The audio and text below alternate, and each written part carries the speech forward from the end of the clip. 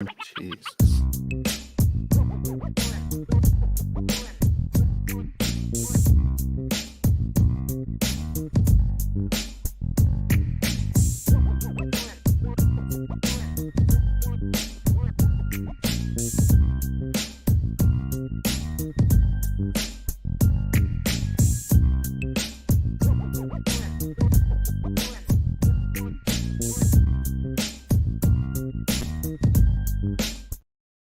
IB Nation, welcome back. I feel like I was just with y'all last night. We are back for another edition of the Irish Breakdown podcast. It is Tuesday, February 14th. Happy Valentine's Day to all of you.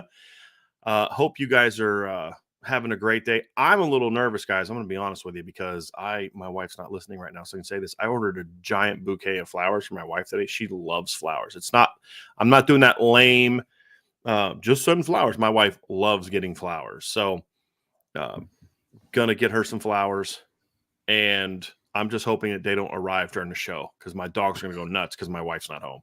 So we'll fingers crossed, but that's not what we're here to do today. We're going to talk about what's going on with Notre Dame, the offensive coordinator, and I've been able to do some more digging, Ryan, and confirmed everything that we feared last night, and it's actually worse. And some of it we really can't get into, but it's just it's a bad look all around. I'm going to let Ryan kind of share his opinion on things because he couldn't do it last night. But after that, we're going to start talking about where Notre Dame goes from here because I don't want to be that site that just rants and raves and says everything is bad and burn it all down. We're not going to do that. We will be pissed. We'll talk about it. We'll rip the staff and the administration, whoever needs to be ripped when things deserve it.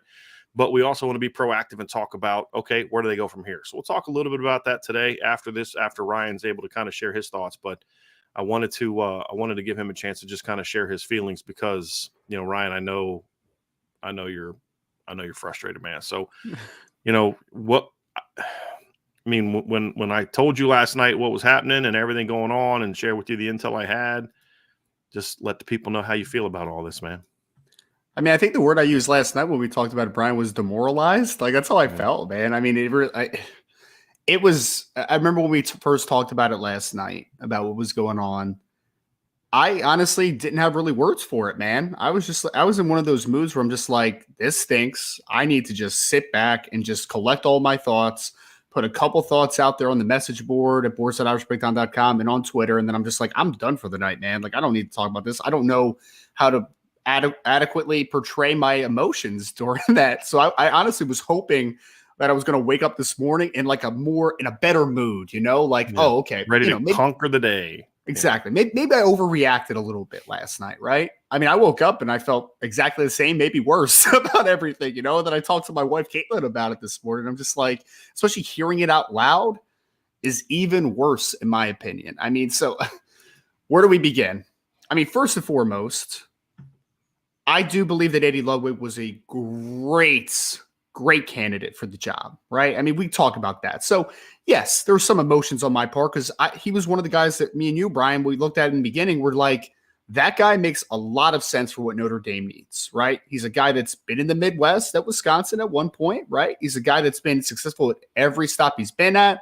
36 points per game 2 years ago at Utah, over 38 points per game this past year, back-to-back Pac-12 championships, a seasoned vet, a guy that believes in running the football. It made a lot of sense, right?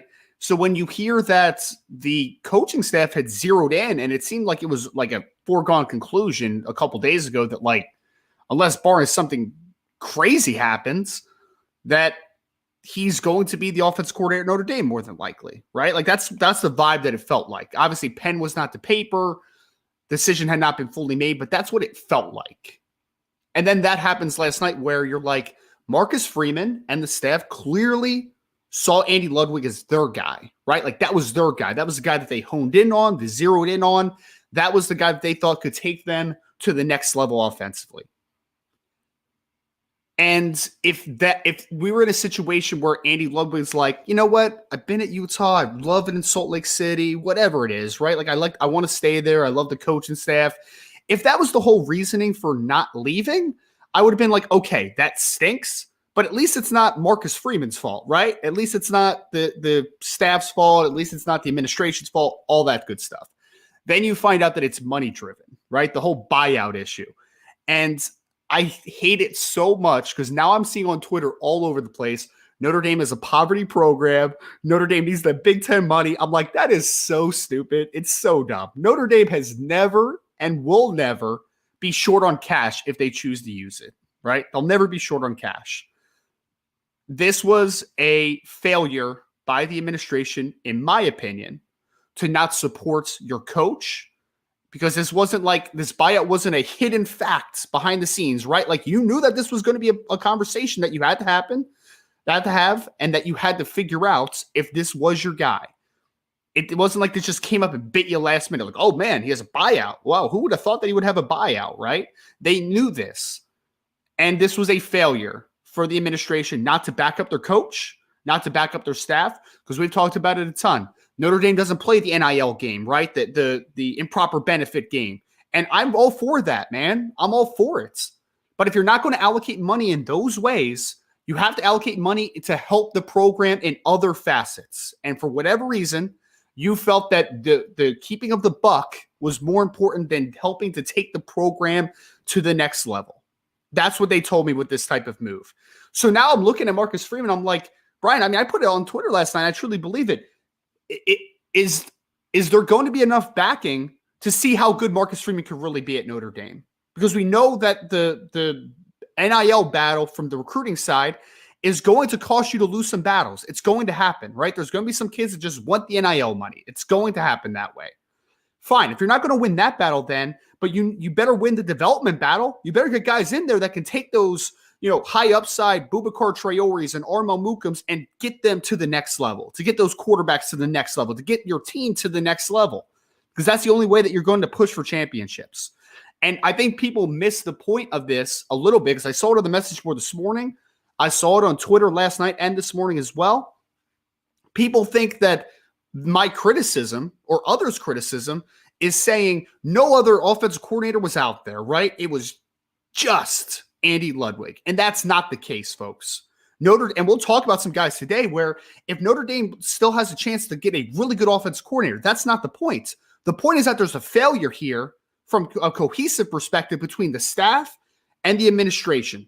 What are the long-term goals? How are you going to get there? This needs to be a cohesive plan in place. There was not a cohesive plan here. There was obviously a misinformation from one way to the other. There was a break in the communication. Can Notre Dame still get an offensive coordinator? Yes, obviously. Can they still get a really good offensive coordinator? Yes, 100%. But the failure is that you showed your hands last night. If you are the Notre Dame administration does not fully back what the coaching staff needs to be successful in their minds, right? So as long as that is a fact, I think there's a cap on this program. I do. Could they win one? Could they win a national championship still? It's possible. But it's Notre Dame. It's the University of Notre Dame. You're about sustainability. You're about competing year in, year out. You're about trying to get back to that prominence. And you're making it very hard on your coaching staff. So I was just upset, man. I'm distraught about it. Be very honest. I felt defeated about it. Not just because I liked Andy Ludwig. Not just because of that. Because I feel like there's not enough backing for the coaching staff. I feel like there's not enough backing for Marcus Freeman. You need to put the resources around him in order to be successful. He found a resource that he thinks could put them to the next level in Andy Ludwig, and money was the answer. Money was more important than getting Notre Dame back to that level. So I was very upset, man, as you could hear, I'm sure. I'm going to make you more upset. Don't do it. I finally just got an okay from some of my sources to kind of share some things I've learned over the last not even 12 hours, because this was after our show last night and this morning. I've talked to several people, and I'm hearing a consistent thing from them. Part of the issue was two issues. The people responsible for getting his contract to know what the details were got his old contract with a $450,000 buyout. And it wasn't until later that they got the $2.8 million number. they weren't willing. They tried to negotiate it down, and Utah wouldn't budge, nor should they. And it came down to they weren't willing to pay the money. It gets worse. Oh, no. I was told this by a couple different people. Part of the issue is Jack and whoever gives Jack this information wasn't high on Andy Ludwig. So he was unwilling to support the buyout because of that.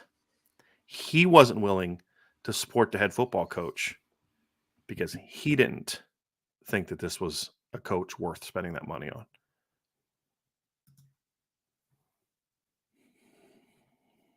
So remember what the conversation you and I had recently about Jerry Jones? Yeah. And people that aren't football people need to stop trying to be football people. That makes it even worse to me. It's And I've been told this by multiple people who have given me intel over the years that has been very close and very accurate in their intel. They're not flamethrowers. They're not, I know a guy who knows a guy who knows a guy. Sure. And if this information is accurate, and I believe it to be, it's even worse. Because now you are absolutely, completely unwilling to support your football coach to the point where you're going to try to manipulate who's on staff. And so I'm just going to say it right now. As long as Jack Swarbrick and Ron Paulus are in positions of authority, this football team will not win a championship unless the football coaches can 100% overcome them. They're going to have to win in spite of them. Yeah. And that's the reality of it. Well, Brian, it's just so frustrating, man, because there's so much potential for this program and so much upside. And I feel bad for Marcus Freeman right now, man. Yeah. I really do. I feel bad for him because people have seen it already, right? I mean, we'll talk about the 9-4 at times and how, we wish it would have been better and year one, all that great stuff. You know that Marcus Freeman is an incredibly charismatic person. You know he's a grinder, right? You know that he has something in him where he wants to be great. You know it's there. And he takes this job because he knows that it's to that point. But instead of letting him have the resources to try to reach that pinnacle, to reach that peak, there is, for whatever reason, there's an arrogance to not trust in the person that you put in charge of the program to take it to that next level. You're not giving him the resources to be successful. So why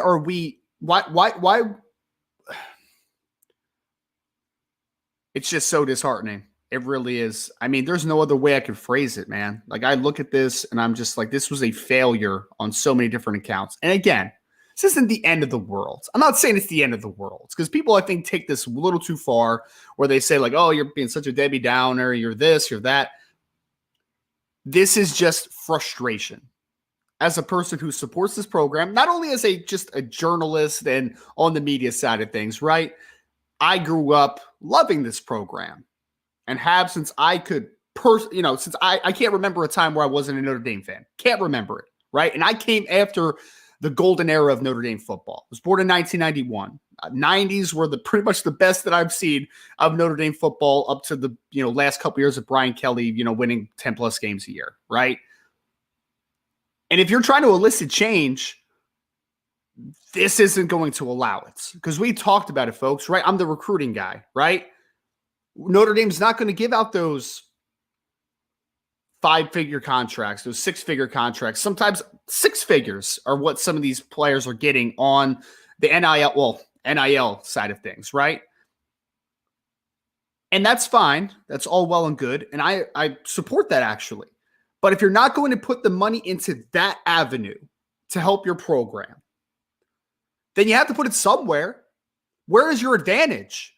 You now have looked in the face of 2 different coordinators that we know have interviewed for the head coaching job at Notre Dame. We know that Kansas State's offensive coordinator, Colin Klein, is interviewed. He was not formally offered the deal, obviously, but that's Kansas State, right? Then you have your guy in Andy Ludwig, University of Utah, offensive coordinator. Kansas State and Utah, Notre Dame. A little bit of a difference there, right? And for whatever reason, you're staring at those programs in the face and you balked. You balked to the University of Utah. You balked to them. $2.8 million. I get it. It's a lot of money. It's not a lot of money for Notre Dame, though. It's a lot of money for me. It's not a lot of money for everybody else out there listening for the most part, right? $2.8 million for Notre Dame is not a lot. I mean, we can talk about the TV contracts they do. We can talk about the ticket sales. We can talk about the revenue and how much they're clearing each and every year from a profit perspective. Every single year. And instead of helping to better the program, move it forward, and ultimately getting more money down the line when it's a more successful program, you're choosing to save the buck now and to run the program from the higher-ups the way that you want to run the program, not the way that Coach Freeman wants to run the program. Because I'll tell you, folks, I guarantee this, and this is not any intel, it's just my pulse and my opinion. I guarantee from everything that we've been made aware of as far as how this has all gone down, I guarantee the coaching staff's frustrated. Guarantee Marcus Freeman's frustrated. Guarantee it. I haven't talked to Marcus. I'm just making an assumption. But who wouldn't be? Imagine you're in a position of taking a once prominent program back to the top, and you have a clear vision of how to get there. And when you agreed to, hey, this is how we need to get here, when you had your formal interview to get the head coaching job at the University of Notre Dame, you agree with it, right? Let's shake hands. Awesome. Let's get to the mountaintop. Let's get back there. And then when you're trying to assert that plan and you have the opportunity to make a splash and to make a great hire, the administration says, nope, it's not our guy. Doesn't make sense for us, right? Money doesn't make sense. We made a mistake, so now you have to suffer. It's not fair. It's not fair. And I feel like this is a venting session right now, but I feel like all of us need a venting session. Because at the end of the day, we're going to talk in this podcast about some other great offensive coordinator candidates. And it's going to be great, right? We're going to talk about some guys today that I really like. Guys that I think could push the program to the next level. I do not believe that Andy Ludwig was the only offensive coordinator candidate out there that can get you to the next level. I don't believe that. But what I do believe is that money should not stop the University of Notre Dame from getting to the next level, from getting back. That should not stop them.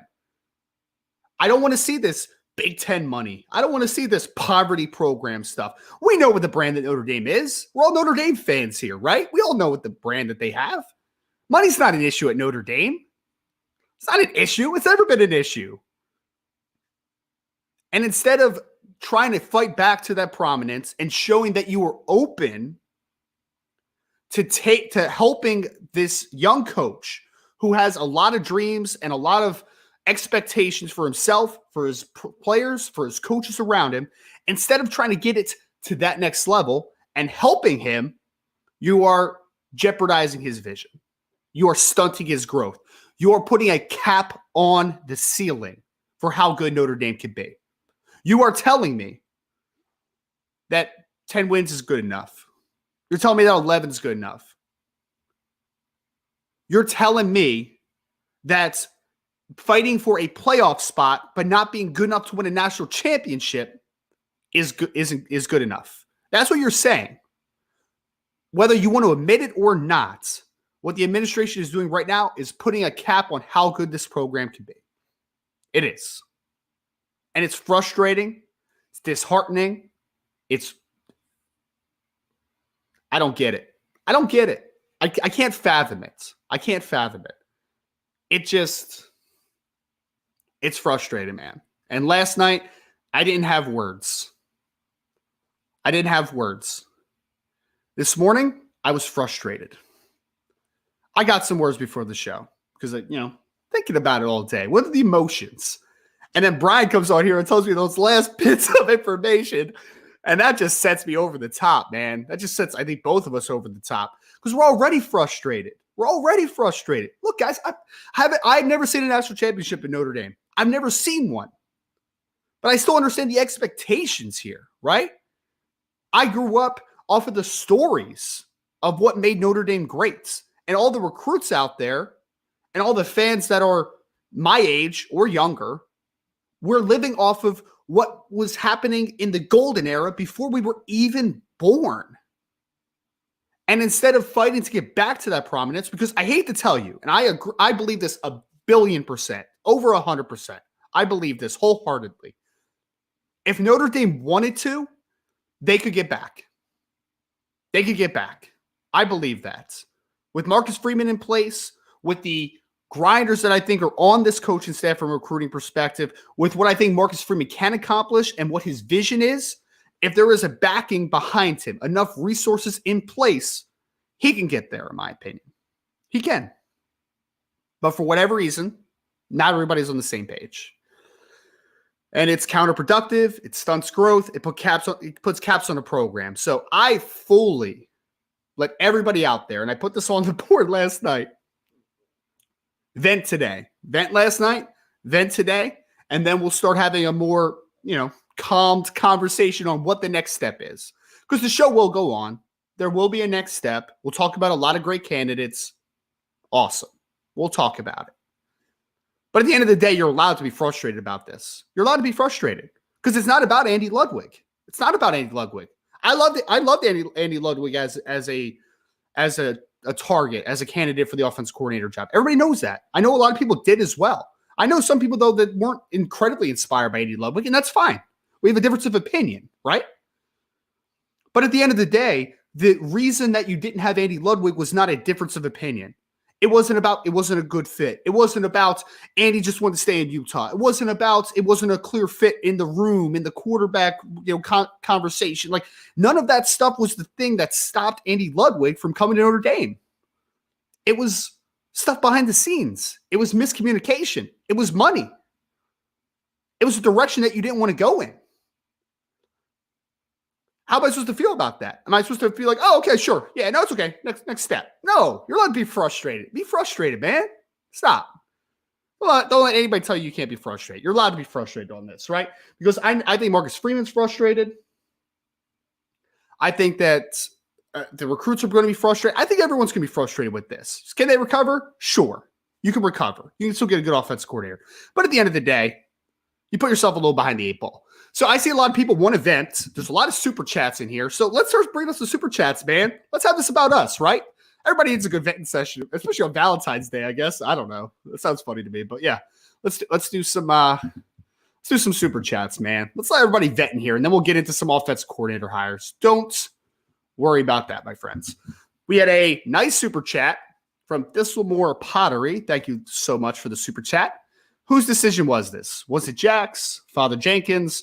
Not only is it infuriating, another good word, it's an absolute embarrassment to let everyone in the country know who your guy is and then not pay what you knew you have to. Pathetic. Thanks, IB. And I think you hit on a few key notes here, right? I mean, if you guys heard Brian in the beginning that just kind of filled everything in. So this was a issue between, there was miscommunication originally, or misevaluation, misinformation, however you want to phrase it, about what the buyout was, right? That was kind of the key part there. They thought it was the original contract, $450,000, but obviously it's the 2.8 or whatever it is in that ballpark of the buyout. So Notre Dame was trying to talk that number down to make it a more reasonable number. Utah didn't budge, and Utah shouldn't budge. They shouldn't. If I'm a coach at Utah, or I'm a decision maker at Utah, or I'm an administration at Utah, you want to steal my offensive coordinator who just helped us average 38 points a game and won a Pac-12 championship with? You want to steal him? You're paying every bit of that money, man. Are you kidding me? Seriously. They should have stuck hard to their number. They should have, and they did. And then Notre Dame's not willing to go to that next level. And apparently there was no even further negotiation about the number because there were some people behind the scenes that Andy Ludwig wasn't their guy. I mean, it's just a complete failure to support your head coach and the program. It's just a complete failure, right? And I agree completely with you, Thistlemore Pottery. It's embarrassing, not only from the simple frustration of a Notre Dame fan. That's frustrating enough. They had their guy, and they didn't have they didn't have the backing. I'll just leave it at the backing to get your guy. That's frustrating enough. It's also very frustrating because now everyone and their mother knows out there that Andy Ludwig was your guy, and you couldn't get him. You got outbid by Utah, basically. I mean, that's basically what it comes down to, right? It's not an actual bidding. It's not like Utah's like, I'll give you this money. Notre Dame, I'll raise that here. Give me more, $10 here, $10. Like, that's not the situation. But at the end of the day, Utah held firm to a number, and Notre Dame, instead of saying, 2.8 is nothing to us, which it's not, they said, nah, we're not playing that game. We're good. And you drop out. So you made it look not only that you don't have your coaches back, that's number one. Talked about that. Not only did you lose out on a really good offensive coordinator candidate, in my opinion, but you also showed face to the rest of the country, to all of college football, that you're not willing to go to the extra mile. That's what you showed. You did all of that. You showed that you wanted Andy Ludwig. He was at the hockey game. We've known for days that was their guy. That's who they wanted. And at the end of the day, you couldn't outbid Utah. University of Utah, good program, back-to-back 12 championships. I'm not throwing shade on Utah, but you're Notre Dame. It's your brand. It shouldn't be a conversation we're having, but we're still having it. Man, I never thought that money would be this big of a thing at Notre Dame because you have it. You're not a poverty program. You don't need the Big Ten money, all this stupid stuff I'm seeing on Twitter. But you're not helping your case. People see this stuff. And whether we want to admit it or not, outside perception matters. It matters. Because you know who else is looking? The recruits, the fans, the people that support you on a day-to-day basis. They all see this stuff. I'm sorry I'm frustrated. I'm sorry. I'm going to lower my tone here in a second because I am super frustrated. I think you all know that I'm pretty level-headed for the most part. But, man, I am just man, last night was just a bad night, fellas. And ladies, sorry. I didn't mean to that. For everyone out there, it's just so frustrating. So I'm going to take it back a couple notches here. Trust me, I'm going to take it back a couple notches because I'm a pretty level-headed guy for the most part. Except my wife would probably disagree with that, but whatever. Love you all. So, but this more. Thank you for the super chat. Thank you for letting me to continue to voice my frustrations. I really do appreciate y'all, man. I really do. Let's go to Jimmy McGill.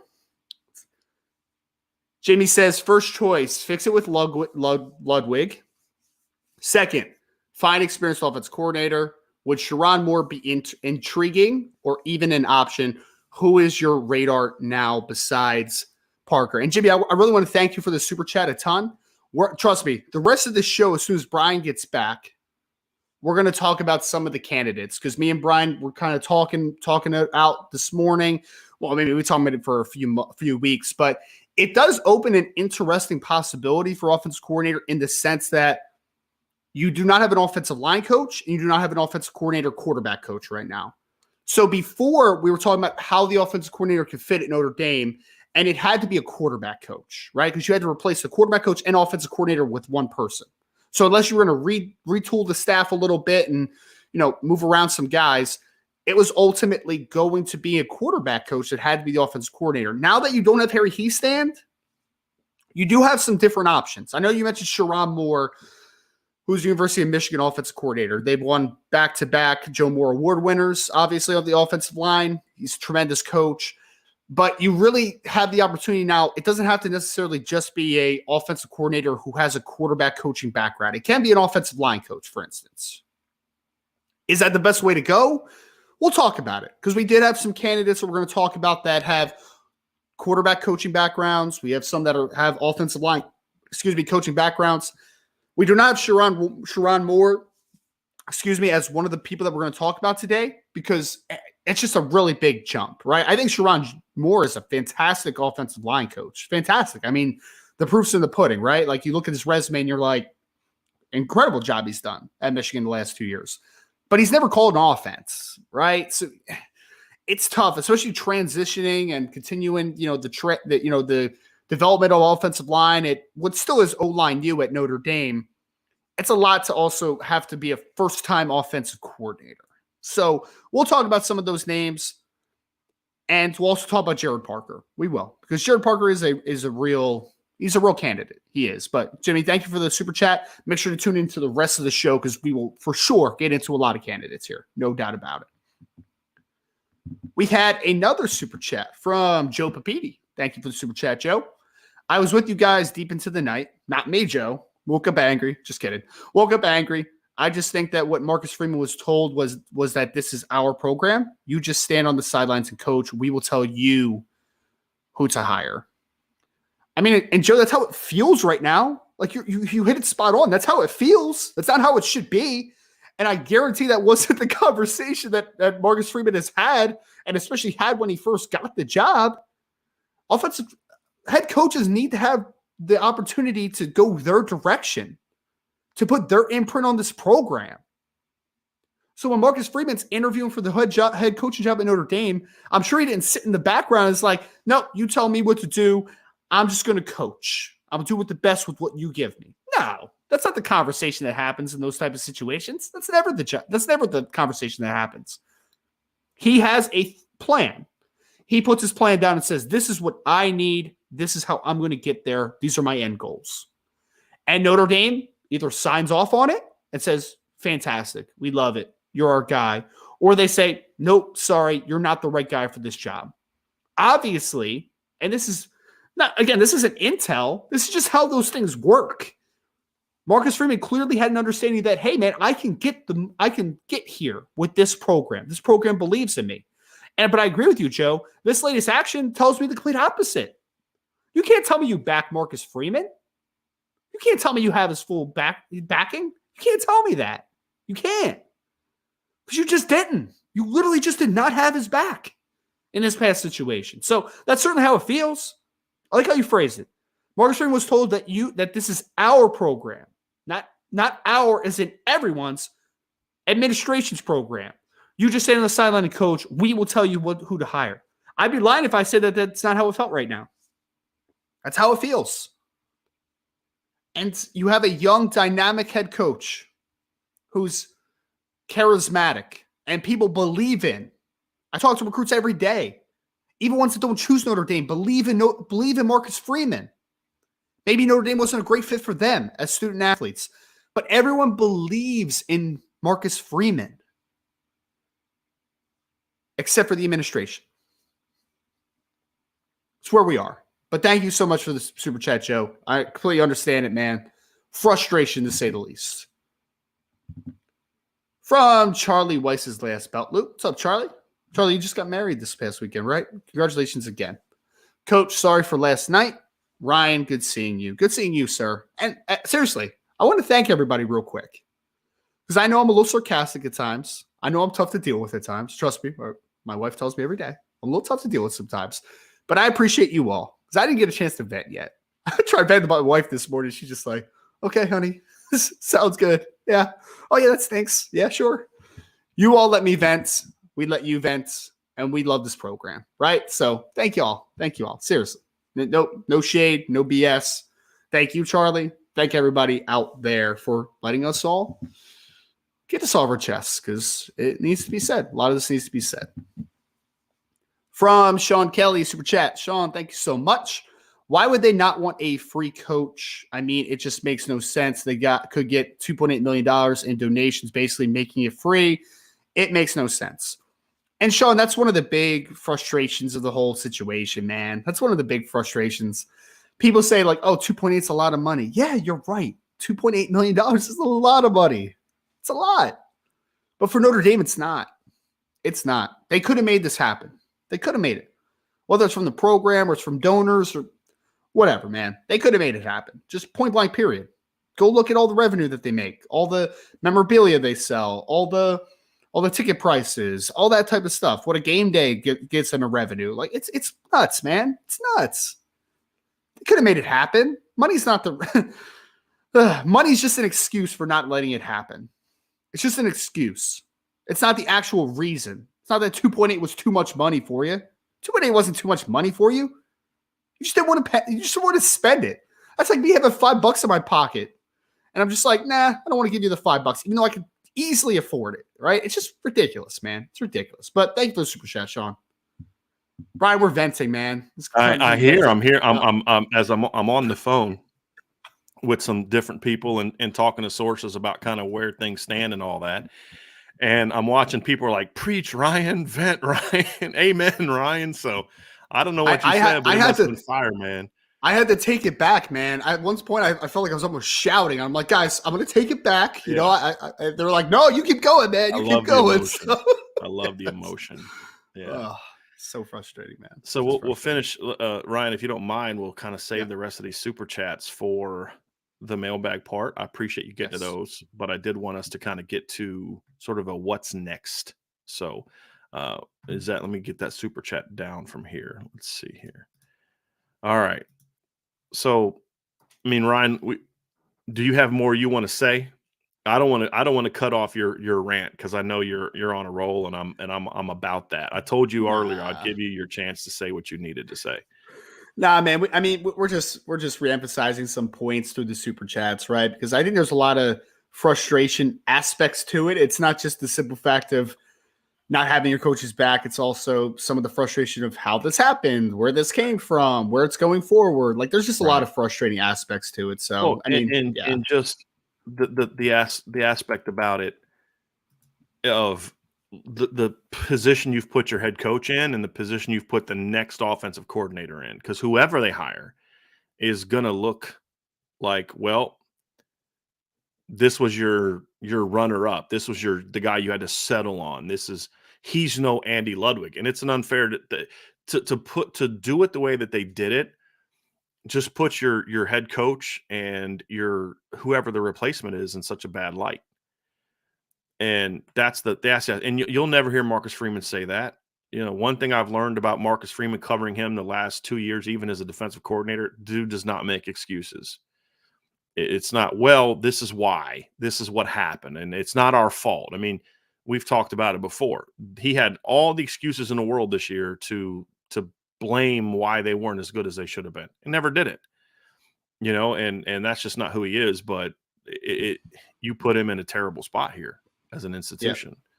And you put whoever the replacement is and the pressure is going to be on that guy to have to come out immediately and just rip people up is going to be tough.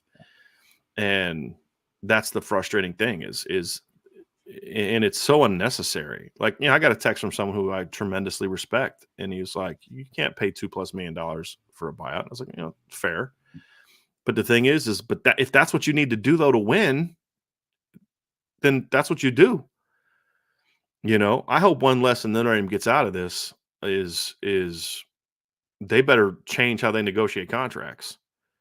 Because if they don't have similarly built-in big buyouts, then you're not doing this thing correctly, in my opinion. Brian, one thing that we were talking about a little bit, and it was off of someone's super chat, when a coach sits down for a head coaching interview, what do? They lay out a plan, right? This is the goal. This is how I'm going to get here. This is what I need in support and resources around me to get to that. And when you sign off on a head coach, they say, yes, we can do that for you. Let's do that together, right? From here on out, if I'm Marcus Freeman and the administration tells me, we have your back. No, you don't. What do you mean you have my back? You literally don't have my back. You can't tell me that right now. You can't tell me that.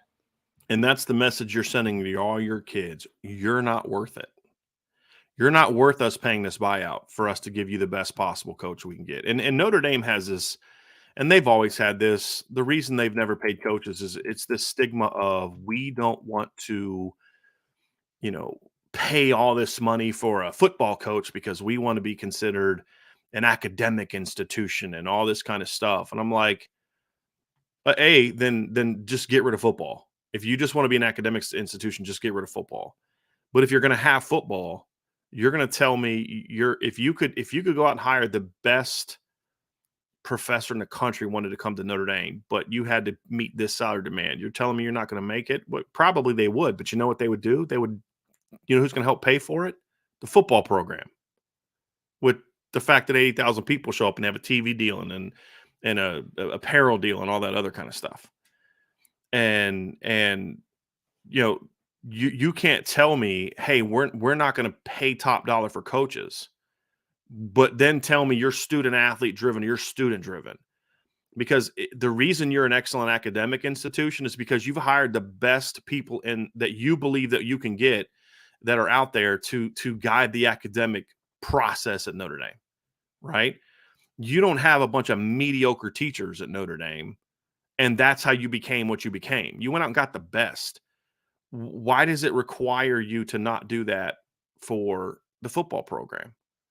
If you're student driven, why would you not be willing to pay top dollar to get the guy that your head football coach wants? And knowing, number one, just from a business standpoint, if he's as good as your head coach thinks, then you're going to get your return on your investment, right? You got your own buyout that you got from Tommy Rees. You're paying Marcus Freeman less than you paid Brian Kelly. You might get some more buyouts from current coaches on the staff this offseason. Who knows? The fact of the matter is, though, is even without that, I know you could have raised the money. I know you could have. There's no question about it. But the reality is they have this weird view of, well, we're not gonna pay what Georgia pays or Alabama pays for coaches. Why? What does that have to do with your mission as a school? If anything, you paying top dollar for those people supports your mission. If something that we're going to do is going to benefit our student athletes, then it is worth it. Yeah. It is worth it. And people saying, well, is this normal? Somebody says, is this normal, though? It doesn't matter. You're Notre Dame. If this is what you need to do to become that program, then that's what you do. That's the point. If you say it's about the student athletes, and this is what they need the best coach. Do you think the business department is what it is? The business program, right? The Masters, the Mendoza program is as good as it is because they went and pinched pennies to get, good, but we're not willing to pay top dollar for the best professors out there. That would surprise me if that was true. That would surprise me if that was true. Right? And so why not do that for football, Ryan? Well, I'm saying if these kids came here because they want to play football, they're going to class, they're doing all those things they need to do, but they want to be professional football players. They want to be champions. And we say that we believe in that. So why would I not be willing to pony up to make sure that I'm giving you guys? Because what's the best that you can get? Because what's the message that you're sending to those players? There's a cap on what we're willing to do to make you better. And if there's a cap on that, there's a cap on how good you can be as a program, right? So you're telling me that what you've been doing is good enough. Good enough is good enough, and it rarely ever is. And it's very frustrating because I almost wish they would have gotten a different head coach that wouldn't put so much confidence into the fan base and into me. Because I look at Marcus Freeman and say, I think that guy can do great things because he's different. He's different than what Notre Dame's had. And instead of steering into that and backing that up, you said, no, we're going to just put some handcuffs on you. And we're just we're going to keep a cap on you. And it's not fair, man. It's not fair. And it's one of those things, Ryan, where if you say you're going to be about the students, right? The reality is at a place like Notre Dame where kids do have to have the, Thomas Harper said it in his press conference, like, yeah, you have to go to class here. My thing is, if you're going to demand all these things from them away from the football field, the community service, the academics, all those different things, which I support, by the way, then you definitely need to make sure that you're in a situation where you're doing what it takes to make sure that when they're on the field, they've got the best of what they can have, of what's out there, of what's willing to come.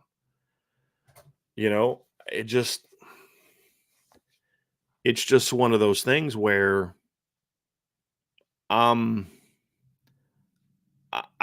can't get behind the excuses that people are giving. I can't get behind it because that's all they are is excuses. And it's not even just about what people need to understand. It's not even just about the fact that they're not willing to pay. It's the way they went about it. That's the problem. And the message that they're sending, that is the problem. Those are the things that I can't get behind because optics do matter. And what is the message you just gave your football team? We're not going to support you. We're not. We're going to tell you we are, but we're not. And that's what it comes down to. And perception matters. It matters. And people are going to push back at that at times, but it 100% matters. You don't think that it matters to these players that are part of the Notre Dame program on what is going on right now with the Andy Ludwig situation? They're hearing all this stuff too. They're hearing all of it. Why it didn't happen. They're hearing that he's staying at Utah because Notre Dame didn't want to make that move. They're hearing that. So if I'm a 2023 kid who just came in here in the spring after being in the winter for the spring, that was told by this staff that we want to win a national championship and we're going to do whatever it takes to get there. Well, no, you're not. You're not going to do whatever it takes to get there. You just proved that. You just proved it. How is anyone, and from a player perspective, from a fan perspective, how are they supposed to buy in that the program is legitimately hungry and will do whatever it takes to win? Well, not whatever it takes, but will go the extra mile to help get back to prominence and get this program back to a historical level. What I just think it's so counterproductive, man. I just don't know where's the investment coming into? Like, what are they investing in? They're not investing in their coach's vision. They're not investing in their players. Where's the investment going to? I don't know where it's going to. Yeah, where's all that money going to? Yeah, exactly. Where's it going to? Where's it going? Is it going into the training?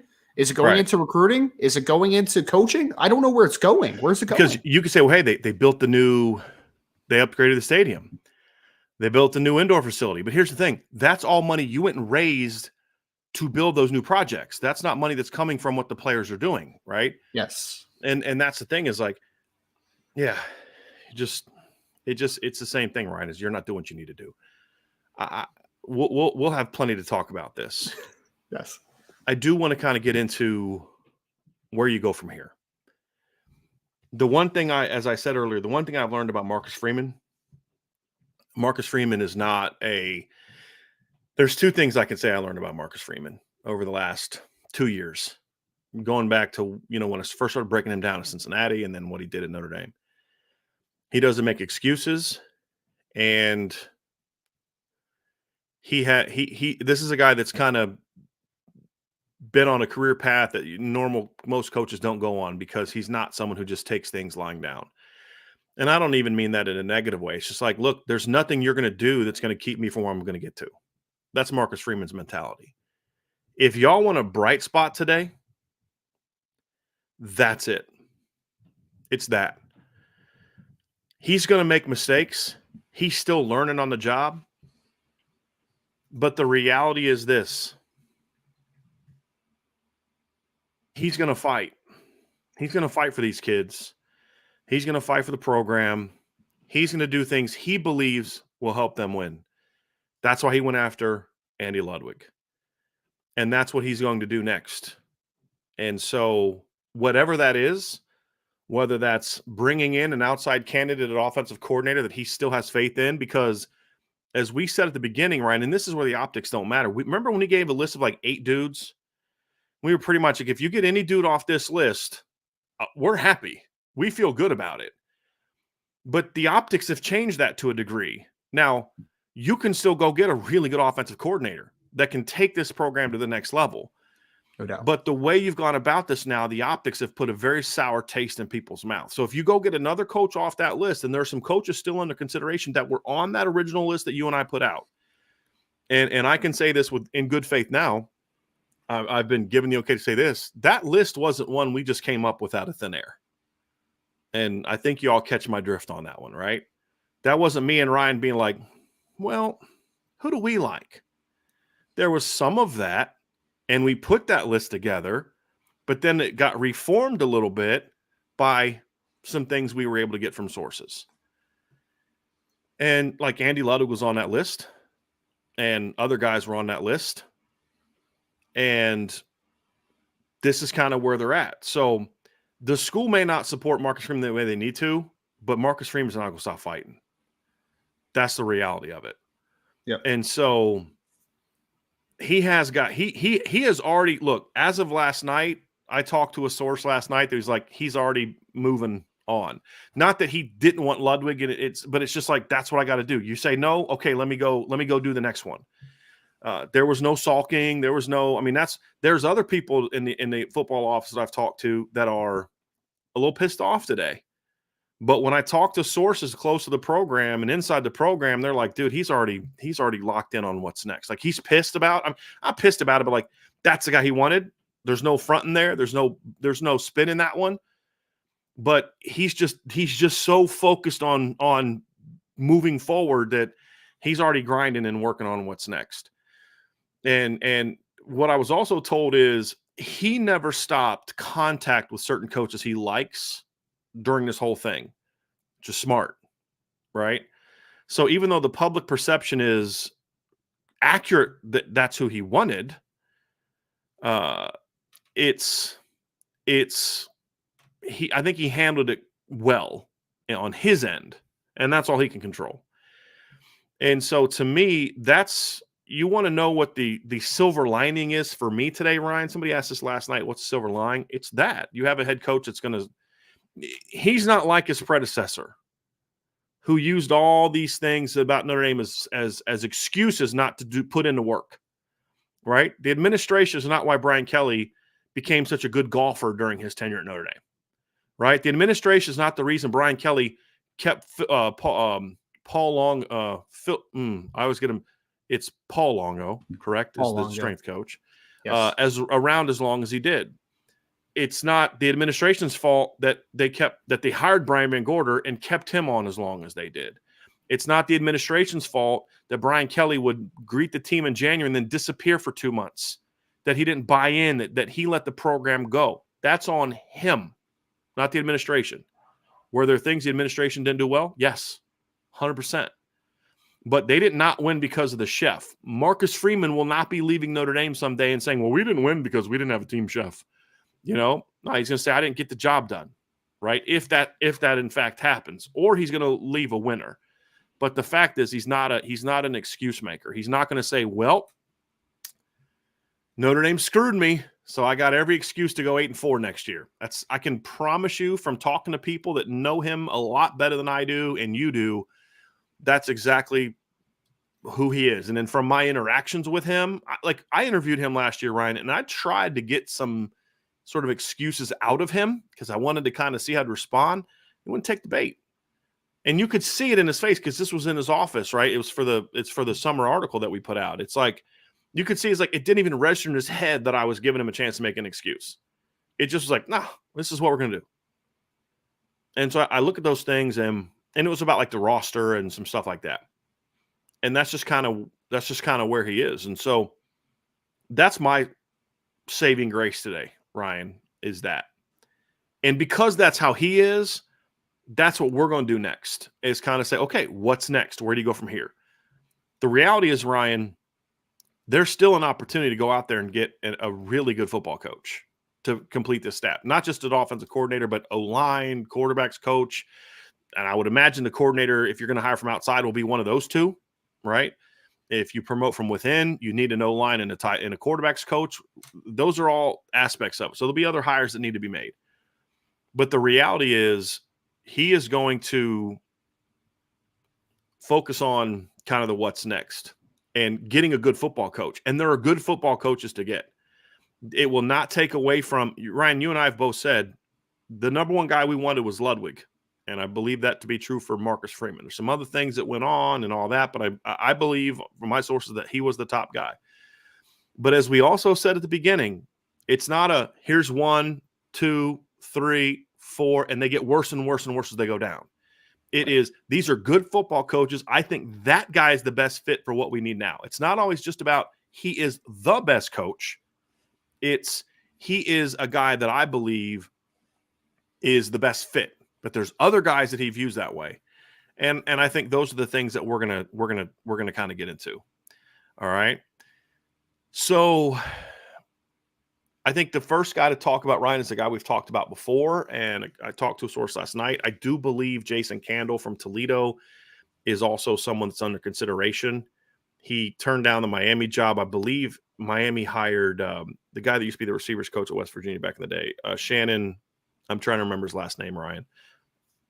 I can't remember his last name, but they hired I believe they hired an offensive coordinator because they got turned down by them. So, so where we're at, Ryan, it also just got announced that the Cardinals are going to hire the Eagles defensive coordinator. Have fun. Yeah. So they just can't get out of their own way. But anyway, I think Jason Candle's an interesting guy, Ryan. Shannon Dawson, thank you all. So, Ryan, your thoughts. You've talked about Jason Candle before. I know you're very high on Jason Candle. Share with the people why you're high on Jason Candle as a coach. Again, he's just a candidate. We're going to talk about some others that we like that we think we could see Notre Dame going after, but this is one that obviously we can talk about. And I think that he was a guy that I think was on my original list that we talked about a little bit, right? Was that he's a Midwestern guy. He's been in pretty much the state of Ohio his entire life, right? He's coached at, obviously, Toledo the last few years, and he's done a really good job at Toledo. Turned that program into, one of the best in the MAC, pretty much, for the better part of his tenure so far. And there's a reason that the University of Miami has tried to court him now 2 years in a row as their offense coordinator, and he hasn't taken the bait. I believe that he brings a lot of multiplicity to the offensive game, which I really like, because he's worked with guys like Logan Woodside, like Carter Bradley, that are more pocket quarterbacks, right? So there's a little bit more of a pro-style element to those guys. They're not guys that are going to run around a ton, move the pocket a ton for. They're going to play within structure. But then this year, you get Daquan Finn as your starting quarterback after seeing him a little bit in 2021. And of course, Notre Dame fans are going to remember Daquan Finn because he's the guy that had kept the ball in the zone read for the go-ahead touchdown when they played against Toledo a couple years ago. So the things I love about Jason Candle, one, he's a, still pretty young guy. He's had head coaching experience. He's viewed as a very sharp offensive mind by everyone I've talked to. Everyone talks very highly of Jason Candle. But the reason I really like him is, one, he believes in running the football, which I think that's a core competency of Notre Dame, right? You need to be able to run the football, establish the line of scrimmage, all those great stuff.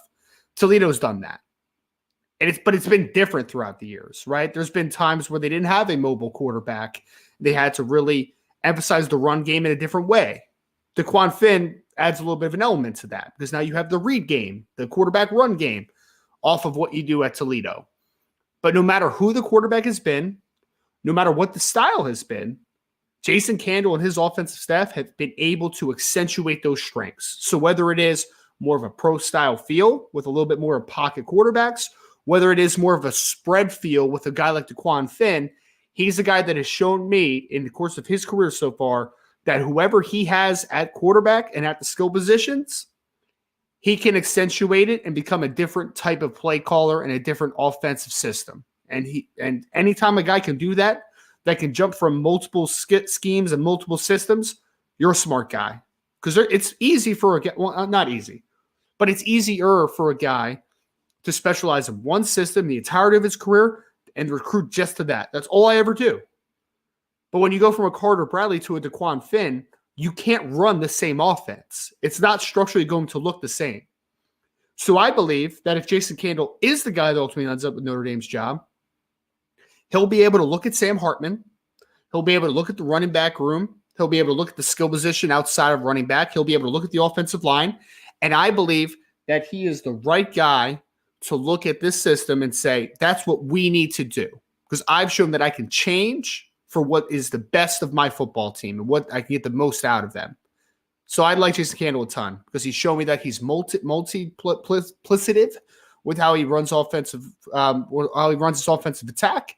He has shown me that he can get the most out of solid but not great MAC talent. And I think that he's a guy that is a very well thought of, intelligent guy who fits the Midwestern mold of a coach, who's been a Midwest guy pretty much his entire life.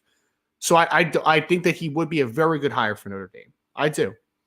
I think that he brings a lot to the game that gets you very excited, in my opinion. I don't know that I would say he's likely, but I definitely know he's still under consideration. And honestly, I don't know if he'd even walk away from Toledo. I think he is entertaining these offers. So he's clearly I don't think he's just using these schools just to get a new contract extension, but you certainly take advantage of it, right? And I also think that just because you don't have a glowing record as a head coach doesn't mean that you're not a really good offensive coordinator potential or defensive coordinator. I think that's another thing. I've said this a million times. Just because you're a good assistant doesn't mean you're going to be a good coordinator. And just because you're a good coordinator doesn't mean you're going to be a head coach. And just because you're a good head coach doesn't mean you'd be a good coordinator. I mean, guys have different strengths. And so to me, Ryan, when I look at it is I do think he's a good coach. I like that he adjusts his personality. And part of the reason, and this is somewhat of I'll be honest, a bias, I liked what I saw from him on film going into the 2021 Notre Dame game, and I liked how ready his team was to play against Notre Dame. That said something to me. And I thought their offensive game plan was very good that game. And they had Notre Dame on their heels with things. So, and I've watched some other games where maybe they weren't quite as great, but I think overall, I like the stuff he does offensively, right? I do. Their defense has not been very good and, things along those lines. But as you said, I don't think Toledo has great talent. I was discussing with a buddy of mine who felt Toledo had some of the best talent in the MAC, and I was like, yeah, I don't really see that. I don't really see it that way. So, but those are my thoughts on him. I think another interesting aspect to this too, Ryan, is because I'll say the circumstances are different now for Marcus Freeman than they were when he first started this hire. And that is mainly because of the decision that Harry Hiestand did make last week. Is when Coach Freeman was initially putting this list together, I think he knew that there was a chance Coach Freeman or Coach Hiestand could leave, but it wasn't a certain thing. It wasn't until he started moving on to guys like Ludwig and Klein that you started to see him, Hiestand make his decision. So there's going to be some guys on the list that you could pursue if you're Marcus Freeman that you maybe couldn't before. And so what I was told last night from a source is that when Marcus Freeman kind of goes back onto the what's next, it's not just a list of guys that he had before, Ryan, that you're going to see a little bit of an expanded list as well. And you're going to see some guys now that are some offensive line OC guys. And, who those guys are going to be, I don't know the answer to that yet. But we know some names that we like, and so I want to make sure that we're clear on this. These are names that we like that sort of fit the mold of what we believe Marcus Freeman is also looking for now as a potential option. And then one of those lists is we've talked about before, Ryan, and that's Alex Atkins from Florida State. Yep. And that's certainly a guy that I would look at, right? I've said before, I get a little nervous when I see a guy that's not a play caller is under a coach who is an offensive coordinator. I've said this before. It was a concern I had with Garrett Riley. So that's my concern with Alex Atkins. But, man, we both love what he did with the offensive line at Florida State. And then here's the thing for me. Even though he was the offensive coordinator, I believe Mike Norvell still calls plays. Am I incorrect on that, Ryan? I thought Atkins did now. Atkins called plays? Okay. I think so. Yeah. So then Norvell has handed that over to him? I believe so. Okay. The fact that their offensive line was physical and sound this year as a play caller impressed the heck out of me, because that's a very hard thing to do, especially for an offensive line coach. And that's why I don't see a ton of offensive coordinators who are also still the offensive line coach. Maybe former offensive line coaches, but they then take on a different role when they take over that job. So I think that's a guy to me that I would give a good look to if I was Marcus Freeman. Now, I don't know if Alex Atkins would be interested in the job. No clue. But that's a guy that I would give a look to, in my opinion. Yeah, because like you said, Brian, he did a really good job with this Florida State offensive line this year. And not a ton of talent on the Florida State offensive line. It's okay. Robert Scott Jr. is a solid talent at the one tackle spot. Dylan Gibbons, who is a guy that Notre Dame fans know. Great human being, good football player, solid. But the Florida State offensive line is not in the most incredibly toolsy group of all time.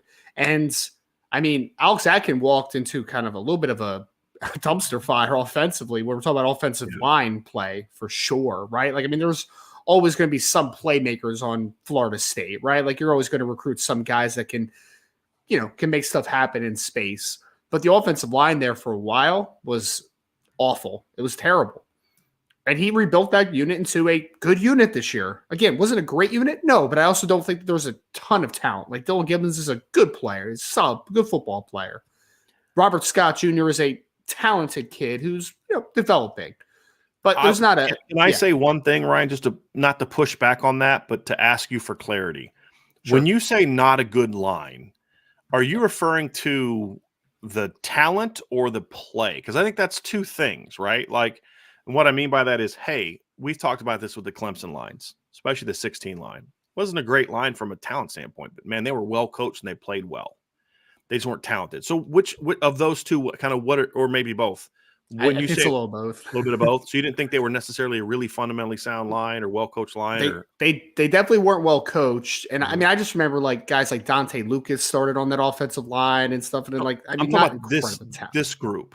Oh, I said this group was a lot better than previous. I said when he first got in there, right? When he first got to, no, I get State, that. What you said it wasn't a great line. It was a good line. I'm asking for clarity. Good line meaning it was just not talented or just not a really well coached line. I'm just looking for clarity there, or a little bit of both. That's what I'm looking for. They were terrible when he got here, Ryan. Like no talent, terrible. Poorly coached, all that. I'm talking about now. I'm sorry, I wasn't clear. I mean, the talent's definitely a little better. I don't think it's the most incredibly talented line, though, still. I mean, Robert Scott, I think, is a pretty talented kid. But it's not like there's not a ton of resources to work with there. I think that he got the most out of what he could have gotten with that offensive line this year. I think that he did a really good job developing them. I think that you saw Jordan Travis obviously take a huge step in the right direction as a quarterback. He went from a good player to a very good football player this year. You got obviously, Johnny Wilson had a really nice year for them, both running backs, Ward and Benson had a really nice year for them. So the offense and just in general was very improved over what we've seen from Florida State. And the offensive line, I think, was a big part of that, right? I mean, the offensive line, it's not a coincidence that usually when offensive line plays well, offenses tend to play well too, right? So I think that you give Alex Atkins a lot of credit for developing a much better offensive line unit, for helping to develop this offensive group just in general over the last couple of years. So I like a lot of what he's done, man. I think he's a really good offensive line coach. I think that he's, developing obviously as an offensive coordinator, and he's learned from Mike Norvell. Because I agree with you. It does give me pause as well at times when I see offensive coordinator under a very smart offensive guy. That does give me pause. Yeah. But the one thing is that some guys, you can look at it the other way and say, learning from one of the best, right? Learn from a great offensive guy. So Lincoln Riley. Exactly. Right? He learned under Mike Leach, right? And then went on his own and did his thing. Agree 100%. Completely. I want to say something else too about a guy like Alex Atkins for me. It's a situation for me too, Ryan, where I would say when I look at it, I feel a guy that is more of a run game guy or O-line guy is walking into a good situation with Jared Parker and Chancey Stuckey, in my opinion. Because you do have a guy in Jared Parker who is a pass game guy, meaning he played wide receiver. He's coached receivers and tight ends. He is a perimeter guy that would bring great value to an O-line guy where they would work well together, in my opinion. Same with Chancey. Now, Chancey's still a young coach, but Chancey is the reason Chancey's 39 and has only coached a couple of years is because he played in the NFL for, almost a decade? Right, Ryan? I mean, so yeah, kind of pushed us. He had some things going on before he could get into coaching, right? I mean, so the point is Chancey knows the game, and Chancey Stuckey was not an elite athlete. Chancey Stuckey played in the NFL for as long as he did because he was smart. He was a good athlete, but he was smart because again, former quarterback. Yes. And so you have two guys that really know the game. And so that would help a guy like him, in my opinion. If he was to come in and kind of have that let me work with people type of mentality. I also, what my big thing is, Ryan, I want to see what a guy did before and after a job. And when you look at Alex Atkins, there's the last 3 stops. He's been at 3 stops at the Power 5 at the Division I level. And his resume before Florida State's not overly impressive when you just look at the schools. He was at Tulane for 3 years under Willie Fritz, I believe. In 2015, the year before he was hired at Tulane, they averaged 115.7 or 0.8 yards per game rushing, 3.5 per carry. The next year one of Alex Atkins, they averaged 228.1 yards per game. What? They was doubled their output? Yeah. Now, they ran sort of an option-ish type of thing, like a power option-ish type of thing. But yes, and then 4.6 per carry. The next year, they went out 231.5, 4.8 yards per carry. And then his last year there, they were down to 218.2, 4.7 per carry, and had a 1,000-yard running back each of the last 2 years. Well, Darius Bradwell and Dontrell Hilliard in back-to-back years, 2 different guys. Then he went to Charlotte in 2019. The year before he got to Charlotte averaged 162 rushing yards per game, 166 the year before that. In his first year, they jumped up from 162.6, 3.7 per carry, to 200.4, 4.9 per carry. He left immediately, went to Florida State. The next year, Charlotte went down to 154.8, 3.9 per carry. They were 149.8 the next year and 116.1 the next year. One of these does not look like the others, and it was the one year he was there. And then we get to old Florida State, which is where he has been the last 3 years. So he was hired in 2020 in 2021. He was just the offensive line coach. He was promoted to offensive coordinator this year, which is, again, 1 year as a coordinator. But he's walking into a situation where he's not going to have to do it all by himself. They were a 27.9 point per game team his first year. The year before, they were 25.8 and then 27.6 his 2 years as just the line coach. This year as the play caller, they jumped up to, did the flowers come? They jumped up to 36.1 points per game in his year as a play caller. The year before he got there as a rushing offense, they averaged 140.7 yards per game. His first year there, they jumped up to 199.9. They went from 3.8 yards per carry to 5.1, Ryan. That's a 1.3 difference. 2021, they were down to 177.7. 4.8 per carry, and then this year's a play call, they jumped back up to 214.1 and 5.5 yards per carry. So I always say, you look at what a guy has done relative to what has happened around him, you're going to get a good sense of, can this guy coach or not? Because I've said this, right? My dad used to joke about this. So I'm going to toot my own horn for a second here, Ryan. Okay. When I was at Duquesne, we won a national championship my 1 year there. We had great numbers, set some school records and, passing yards. I was the receivers coach. Went to Christopher Newport my first year there. We set a school record for points in the game, passing yards in the game, set like every passing record we had, and then broke it all the next year. I went at Muhlenberg my first year as a running backs coach. Our running back was an All-American, set all of our records, all-purpose yards, touchdowns, all that. And so my dad used to joke, either you're the luckiest guy in the world or you're kind of pretty good at this, right? And then you look at the production before and after, and it was never quite the same. And so that's why I've always kind of felt that way about it, is show me a guy that did things that the guys before and after him couldn't do. And that tells me you've got a guy that was pretty good at what he did. And so I think those are things that I say when I said this about Ludwig. And I think that's something you can look at with Atkins, Ryan, too, is I just went to the only 3 Division I jobs he's had, and the numbers under his tenure are significantly, not just 10 yards, significantly better than what it was immediately before him. He's not one of those dudes that has shown the need to I need 3 years to get it going. He's shown immediate improvement in those areas. And I think you can't ignore that. You can't ignore that, in my opinion. And that's something why, from when you first pointed Alex Atkins out to me, because you were on him before I was, you're like, hey, this is a guy that I would look at if Harry wasn't here. I believe it was you that said that to me, right, Ryan? Yeah. When we first started doing this. No, actually, you put his name out, and I was like, doesn't he coach O-line? You're like, yeah, shoot, I forgot about that, right? Because you immediately went to Alex. You didn't even think about the fit. You just said Alex Atkins because he's a guy that you liked. And so I started doing a little bit more digging into him, and you're like, man, it's that's pretty good. Yes. So I like those kind of things, Ryan, and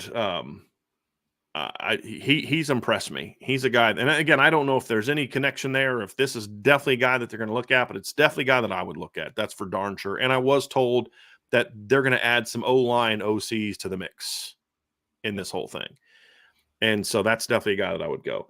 Guy that I wanted to ask you about, Ryan, is Jeff Grimes from Baylor. Yeah, very good reputation. I'll be honest, Ryan, I'm not quite as sold on him as some other people are. Talk to me about Jeff Grimes and what you think of him, because I think, if I remember correctly, you like the guy, correct? yeah. I mean, I think that there's a lot of pro style. There's a lot of pro style elements in his game, in his offensive structure, right? Because he's another offensive line guy. Most people remember him mostly for what he was able to do at BYU with Zach Wilson that year, right? I mean, Zach was phenomenal that year. And I mean, a big part of what made Zach Wilson so good in that offense was structurally, that offense was a really nice run offense. They had Tyler Algier, who is now, the starting running back for the Atlanta Falcons, had a really quietly good rookie year, by the way. And I think a lot of what he does, I think, does fit the mold of what Notre Dame needs to do, right? You talk about the ability to run the football. I mean, Tyler Algier in his year there with Zach Wilson, what he did with Baylor last year, I forget the running back's name that he had at Baylor that went to the Senior Bowl, but he was a really good football player for them. I mean, he had a fantastic year. He was a former linebacker turned running back. I forget his name at this point, but I thought he has done a really good job with establishing the running game for the better part of what I've seen. Are you talking about Abram Smith or the other kid? Abram Smith. Abram Smith was the former linebacker, switched to running back, went to the Senior Bowl. Good football player, man. But so he has shown me that he has a high emphasis on running the football.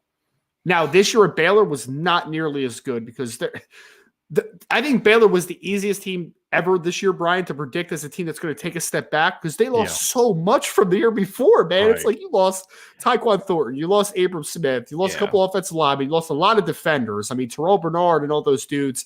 Baylor was a pretty predictable team to take a step back under Dave Aranda this year. It's more about the long term than the short term in that situation. But I think that when Jeff Grimes has had good football players, I talk about Tyler Algier, I talk about Abram Smith, talk about Zach Wilson for the college game. I think he's shown that there's a lot of upside to his offense, and I like structurally that there's a lot of pro-style elements. He's not just a shotgun guy. He'll go under center a little bit. He'll establish the run game, a lot of great play action stuff in that BYU year especially, working off of the run action. I think there's a lot of elements that make sense for Notre Dame.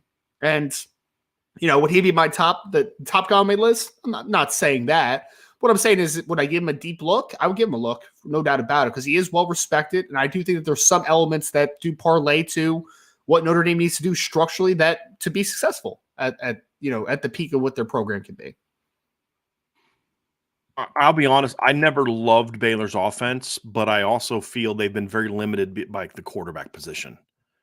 Gary Bohannon ain't it, and Blake Shapen ain't it, to be honest with you. They're not. And so, to me, I look at it, Ryan, and I say, I don't love what I've seen from him, but I also don't know that we saw a guy that necessarily had great talent, in my opinion. Gary Bohannon, I think Gary Bohannon may have lost his starting job this year at South Florida, to put that into perspective. You were correct. You were correct. And this year he threw 6 touchdowns and 6 picks, right? And 6.7 per attempt. At Baylor last year, he was at 62.7, 18-7 for 7.9 per attempt. So obviously was a lot better there. He had some NFL talent last year. You had Tyquan Thornton, you had RJ Sneed.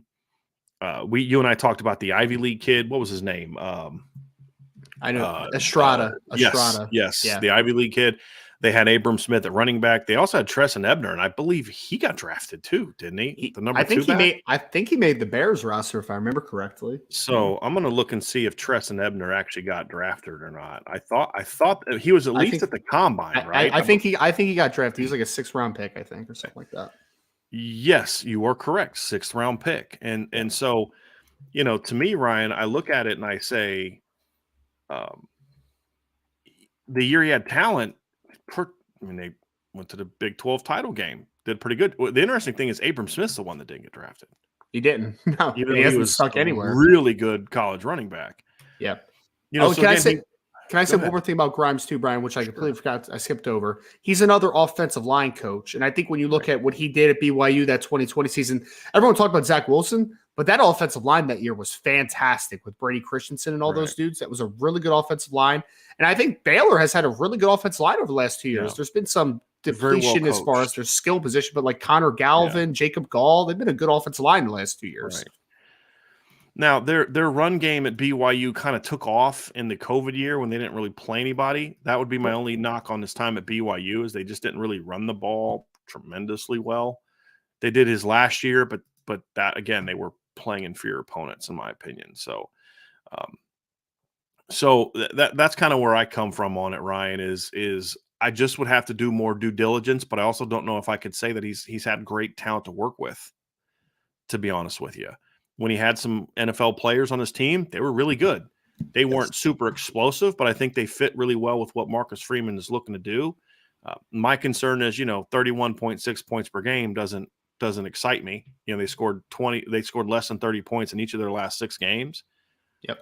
But again, not a super talented team and very limited at quarterback, in my opinion. He wouldn't be limited in Notre Dame, but it's not a move that would knock my socks off, Ryan, to be honest with you. But as an O-line coach, I've heard a lot of good things about him. I would almost take sort of a bit more of a risk on Alex Atkins than I would Jeff Grimes. Yeah. Just because I feel like there's more ceiling there, to be honest with you.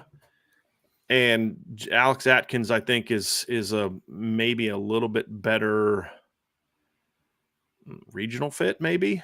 Was born in the North. He's moved all around. He went to school in Tennessee. He's kind of, been more of an East Coast, Southeast guy, where Jeff Grimes is a Texas guy who's now at a Texas school. And I would think that he's probably putting himself in position to become a head coach here pretty soon. So, that's kind of where I look at it. So there's another guy that I like. I hope I'm saying his name correctly. Andy Ludwig, I think is what is from Kansas. Look, 1 year guy. So you're taking a bit of a risk there. But Ryan, the job that they did this year offensively was outstanding at Kansas. It really was. This was his second year as the offensive coordinator there. He was a Baylor with Lance Leopold. My stance on Lance Leopold, Ryan. I think the guy's a heck of a coach. He was with him at Wisconsin Whitewater. So the track record's not going to blow you away. And there are some concerns about, was he really running the offense? But, man, I got to tell you, thank you. The jump they made this year at Kansas in a short period of time was outstanding. Really, really outstanding, in my opinion. And you're talking about a team that in 2020, the year before he got hired, averaged 104.9 rushing yards per game. In year one, they jumped up to 139.3 and 3.8. That's actually a big jump. It's over a yard per carry, and it's a 35 yards per game. This year, they jumped up to 183.5. And that took a hit when their quarterback got hurt. Because he was a big part of what they did. That's also one of my knocks on him is I don't love an offense that's so predicated on a quarterback that can run. They also had a running back that went out and rushed for 1,000 yards this year. And Devin Neal, player. 6.1 yards per carry, right? Their number 2 back averaged 5.9 yards per carry. My issue with Kodolnicki is similar to my issue with Sean Lewis, who, I think is also someone to keep in mind on this, but we've talked a lot about Sean Lewis. And that is, I don't know if I love the scheme fit. And that'd be my issue there. And that's why I kind of talked about him last, where I think the fit with Atkins would be a little bit smoother, in my opinion. Sure. That would be my big knock on Kodolnicki, Ryan, is just they're a spread team. The question is, but they kind of have to be. Well, that's what I was going to say. That's probably more out of necessity that they have to play that way because he doesn't have a lot of dudes up front, right? Like, I mean, he's working with some very average offensive linemen. But the one thing that I really did like though, Brian, is because you mentioned Jalen Daniels, obviously, was having a tremendous start to his season. And I know he had a really nice game to end the year, but he was very uneven after he came back from injury. Even when he got hurt, though, they got a lot out of Jason Bean, who, in my opinion, is a very average college quarterback, right? And they got decent amount of production out of that kid. So they got a lot of production out of the quarterback position in general. They were able to run the football at a pretty nice clip. I mean, Devin Neal was one of the more underrated players in the Big 12 this year, in my opinion. I mean, he had a really nice season. If Jalen Daniels didn't get hurt, he's probably even better because that takes some emphasis off of stopping him all the time. So I think that there's a lot of good. He's one of those guys where, similar to what you just said about Jeff Grimes, I would love to sit down with him and just talk ball, right? Yeah.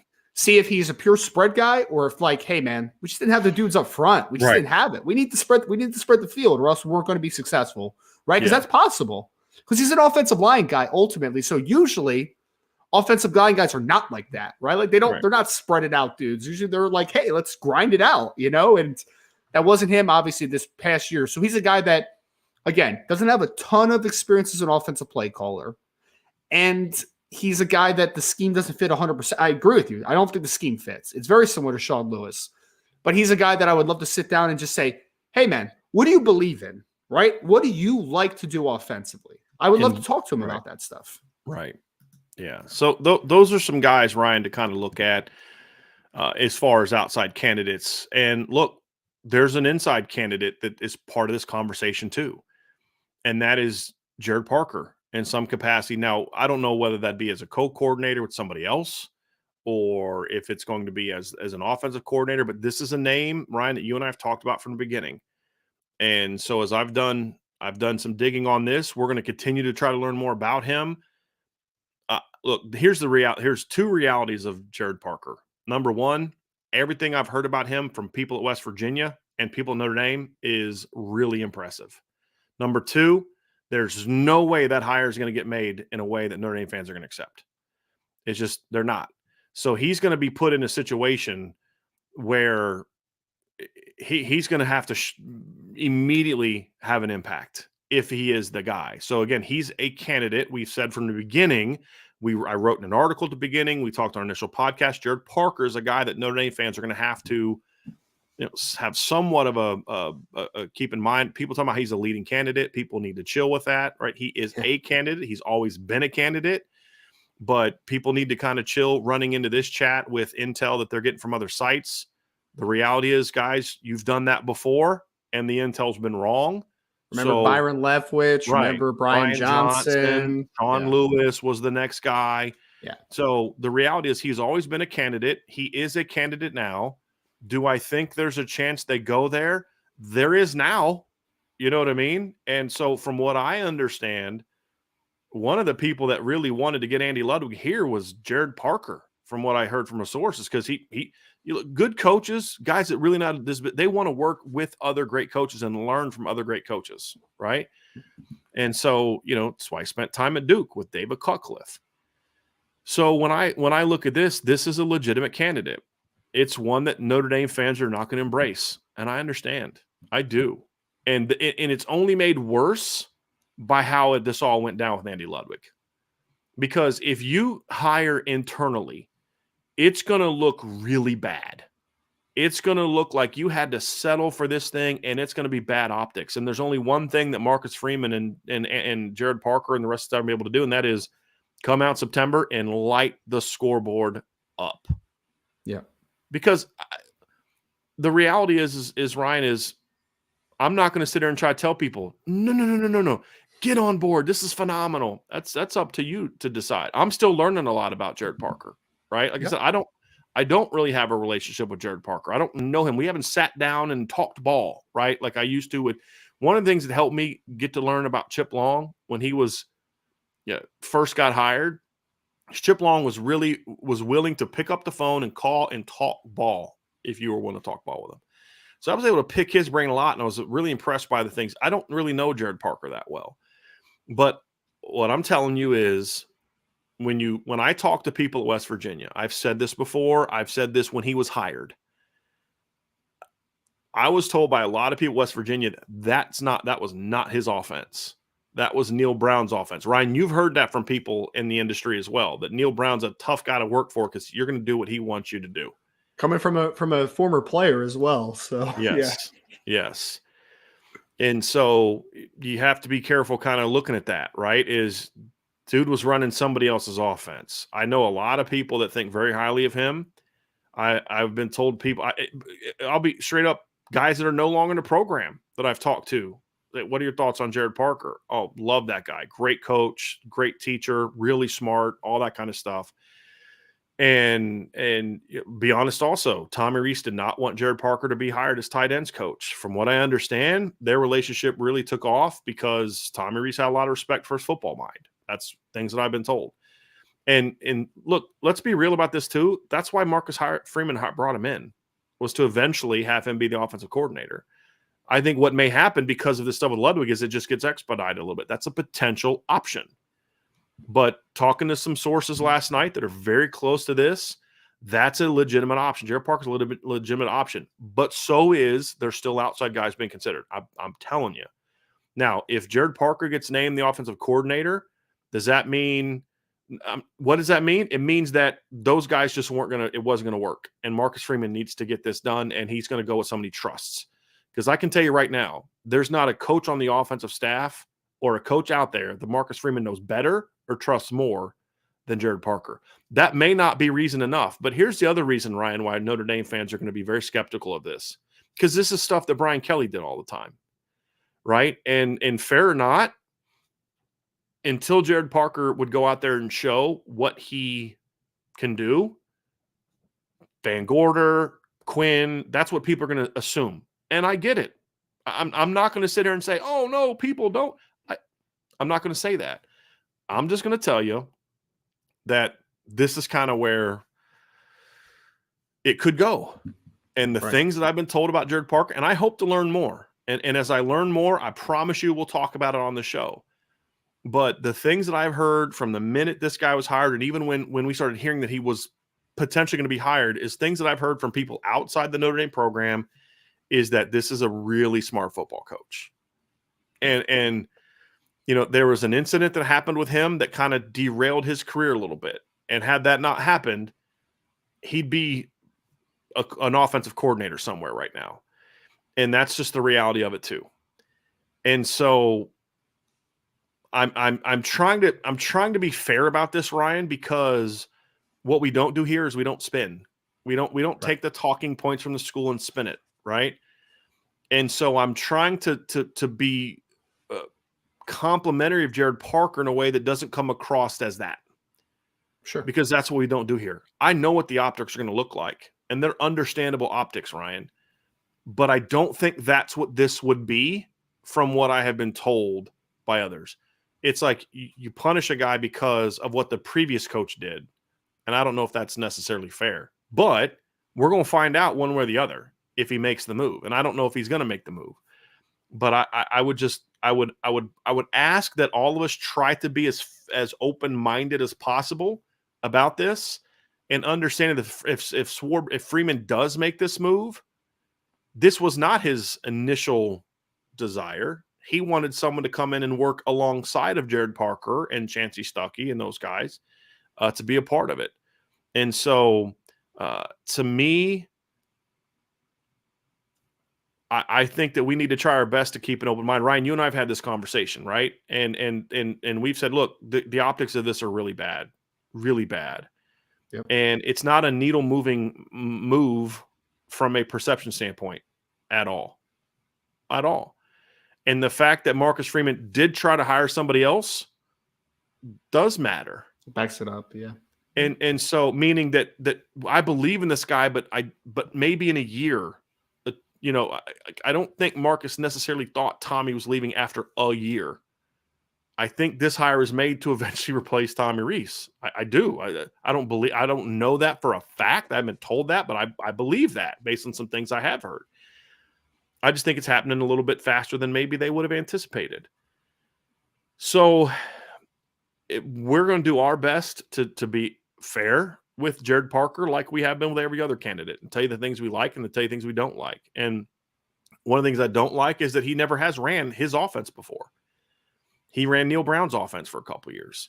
Yep. He was the guy that was named the interim head coach at Purdue when Darrell Hazel was fired. This may not seem like it matters to you, Ryan, but that was 6 years ago. And what does it say that the people at that school felt that he was the guy that should lead that program through that train wreck? Like, that tells me a little bit about what his reputation was. Because you know who they didn't pick to be the interim head coach? Marcus Freeman. Sure. Right? And so, those are things that I look at and I say, to me, it's you look at the track record, you look at where he's been, there's some very intriguing aspects to him as a coach, Ryan. Some very intriguing aspects. He's been a recruiting coordinator. We've heard good things about him as a recruiter. I love the fact, I'm not going to lie to you, Ryan, I love the fact that he worked with David Cutcliffe for 2 years. Sure. Love the fact. To me, I think his background is more of a pro style guy than that of a spread guy. The spread stuff they did at West Virginia was what Neil Brown wanted.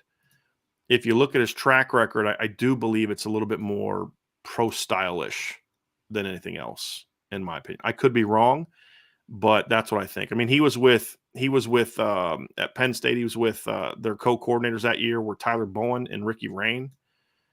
Penn State was a more conventional spread team that year, I would say. Ryan, would you say that's accurate to? Yeah. They were not a sort of the same kind of spread that that Sean Lewis is running, right? They weren't like an air raid kind of spread. They were more of a traditional spread. Ran for 190 yards that year. If you remember, Journey Brown had 800 yards that year. Sean Clifford, it was his first year. I think it was his first year as a starter. Yeah, first year as a full-time starter. Was replacing Trace McSorley, and their passing numbers went up a little bit when they replaced him with McSorley. So I thought they did some good things that year. He was the receivers coach for that team, and then he immediately got the offensive coordinator job at West Virginia and didn't have a whole lot to work with, to be honest with you, at quarterback. So I would just encourage people to try to keep an open mind. Try as best you can to separate the process from the coach would be my advice. And if you come down to not like the hire, that's cool. That's cool. All I would say is just make it be about the coach, not the process. And people can say it's spin all they want, but it's not, right? Right. I think we've shown over the last 15 hours, we're not spinning a dang thing here. Okay? What I'm trying to do is say it in a way where we're letting you know we're not giving you the talking points and giving you the concerns, but also telling you to be open-minded. And I'm not saying anything today about Jared Parker, Ryan, that I have not said in the past. Sure. That's the other point. If I was telling you something that didn't go along with what I have said in the past, then I could say, hey, man, you're spinning it because you didn't say that when he was hired. You didn't say that a week ago. You didn't say that 2 weeks ago. You weren't praising the job he did coaching during the season. Well, yeah, I was. We've talked about that a lot. The job he did with Michael Mayer to push and challenge Michael Mayer to become a better player. That said a lot to me. Mm-hmm. And what we've heard from the players is encouraging. So the reality is, Ryan, the optics, no matter what, the optics are going to be bad until he gets a chance to go out in the field. If that's the move that's made, go out in the field and show something different. That's going to be the key. Well, and I think it's okay to be skeptical, but still have an open mind with the whole situation, right? I mean, because honestly, people should be skeptical right now, Ryan. I mean, they 100%. Absolutely should be.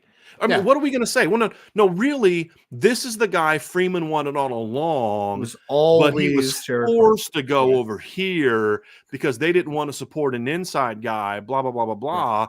That's spin. Yes. That's spin, right? And we're not doing that. Yeah. Right?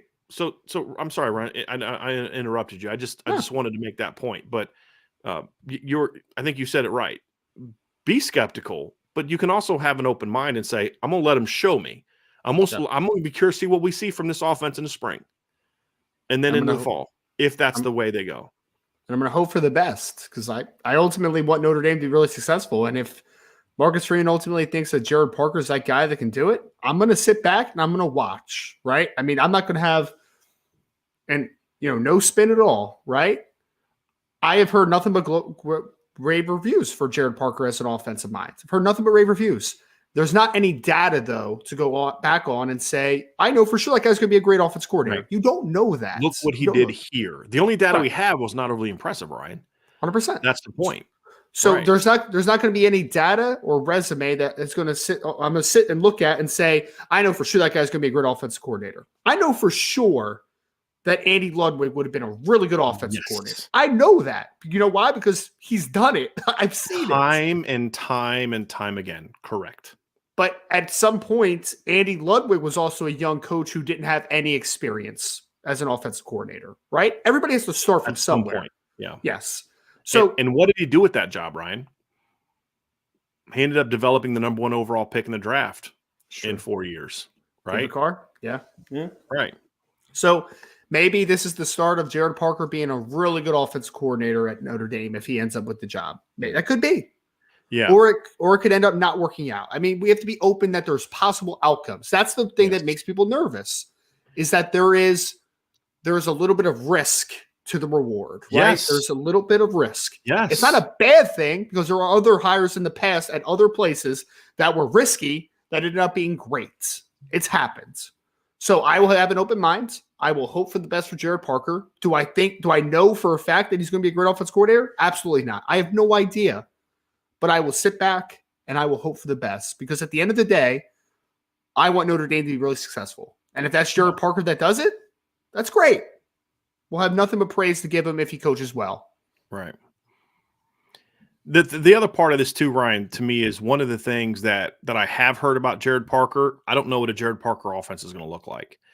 But one of the things that we have heard about Jared Parker, and this goes back to from the moment he was hired at Notre Dame, things I'd heard about him. I've talked to people at Penn State about him.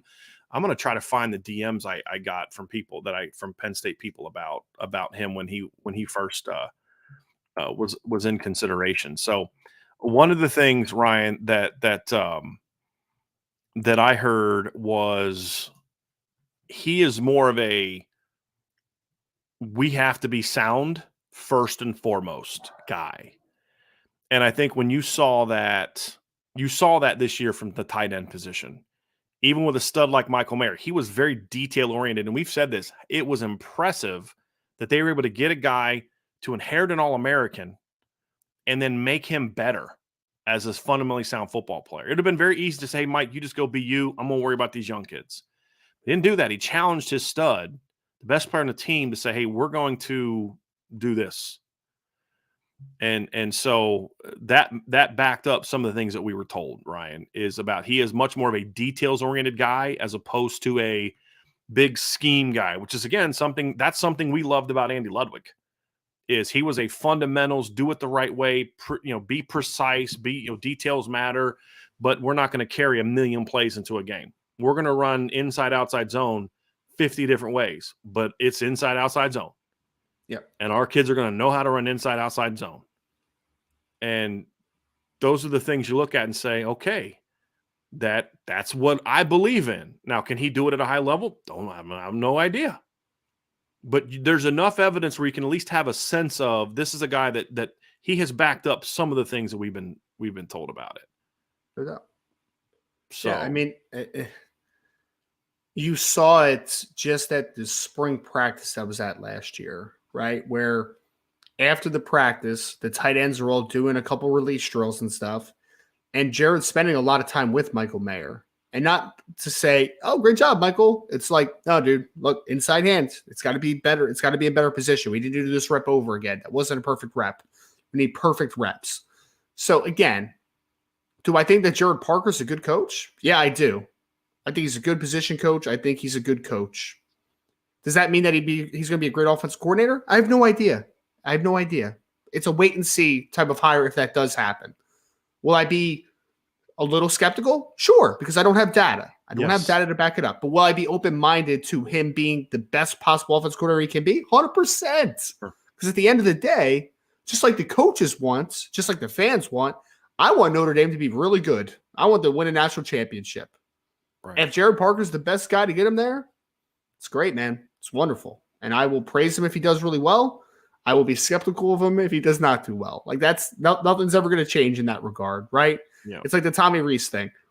I can be open with Tommy Rees to say Tommy has a lot of potential. he's had some good games, and also be like, but there's some games that need to be a lot better, right? And there were some things that he still needs to be better at. Jared Parker will get the same treatment as that. There'll be some games that I'll probably voice and be like, man, that was a great called game. Love that. And there'll be a couple other games probably that it's like, you need to do better, man. Like, that's not good enough, right? That's not the standard. So everybody's going to be held to the same standard, which they always should be. And again, open-mindedness is the word today for Jared Parker, because he carries a reputation where everyone that's been around him and everyone that's covered him speaks high praise of the guy. And everyone has to get their start somewhere. Yeah. We might be at the forefront of him being a really good coordinator on the college level, or we might not be. But either way, we got to keep an open mind to see what the results come. Yeah, here's something that was said, Ryan. Here's from the Penn State guy. This is back when Jared Parker was hired. This is what he said. He said, Parker was a one and done at Penn State, though he did have a good impact on KJ Hamler and Jahan Dotson. When Hamler announced for the draft in 2019, this is after 1 year working with him, he said he called Parker, and this is a quote from the guy, my biggest mentor and father figure away from home. I remember Hamler initially being unsure about the change, but before the 2019 season, he said, we're in a good spot here. He's been really involved in interacting in our lives.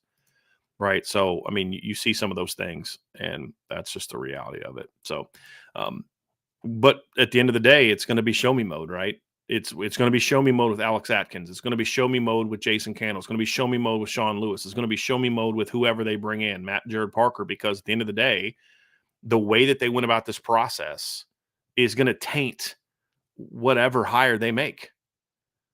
And as you said, we'll be honest and fair for whoever it is. But the reality is the process was screwed up. Yep. And it amazes me how often Notre Dame gets this wrong. You know, Jack Swarbrick's done some great things outside of the program for Notre Dame. The putting off the super conferences and the playoff deal and all those kind of things. But he's also had some major unforced errors when it comes to things like this. The stuff about Tommy Rees last year. Unnecessary, unforced error, right? And so, to me, he's put whoever gets hired in a really bad spot perception-wise. And there's going to be 7 months, right? 7.5 months before they play a game where there's not going to be a dang thing that coach can do to silence that. Just can't. It's going to have to come down to once they kick off, what is it, August 26th, right? The product's going to have to speak for itself. We'll get a little glimpse in the spring, but it's the spring. You know, I want to see the changes that whoever comes in makes. I want to see it. Here's what I want from Marcus Freeman. Go get me a guy that knows how to teach. That's one thing I loved about Andy Ludwig, Ryan. He's a teacher. He was about details and precision. And yeah, we could run a million plays. And I can show you all how smart I am, but my kids can't learn that many plays. So we're going to run those plays 15 different ways. And that's something that's up their alley. That's what I loved about Andy Ludwig. Find me a guy like that. And I believe that's what Marcus Freeman wants. He wants someone that's going to instill toughness, discipline, doing things the right way, and then say, yeah, but then we'll get to scheme. And, you know, that's kind of where I'm at on this one. So we'll see how it all plays out. We'll see how it always plays out. But that's guys that we would look at, Ryan, and some guys that we know Candle's in the conversation. I do believe Sean Lewis is still in the conversation, although I just don't think that's the direction that Notre Dame is going to go. Parker has been in this conversation from the very, very beginning.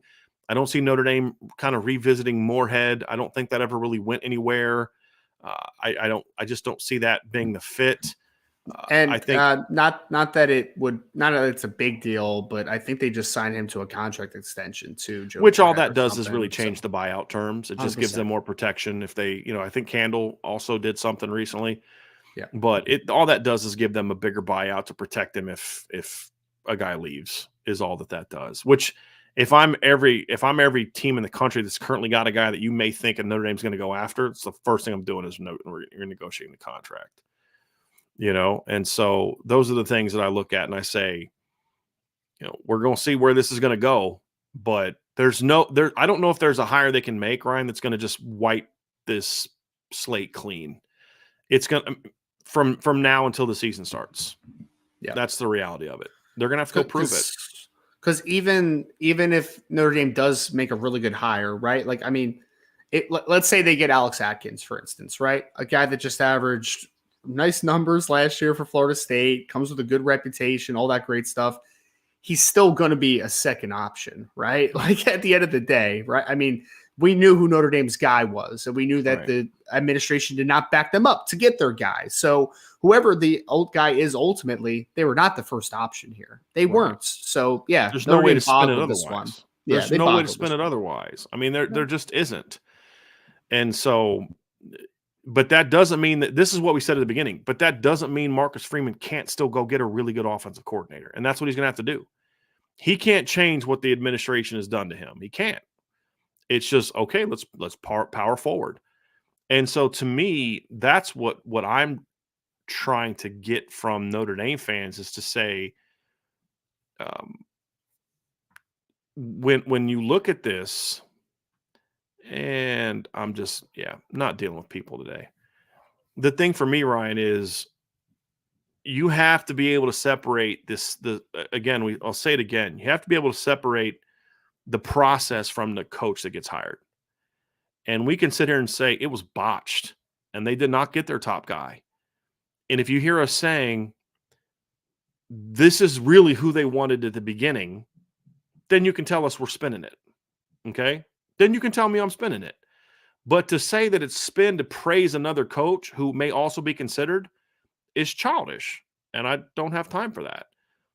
We have how many hours have we spent roasting Notre Dame for this process?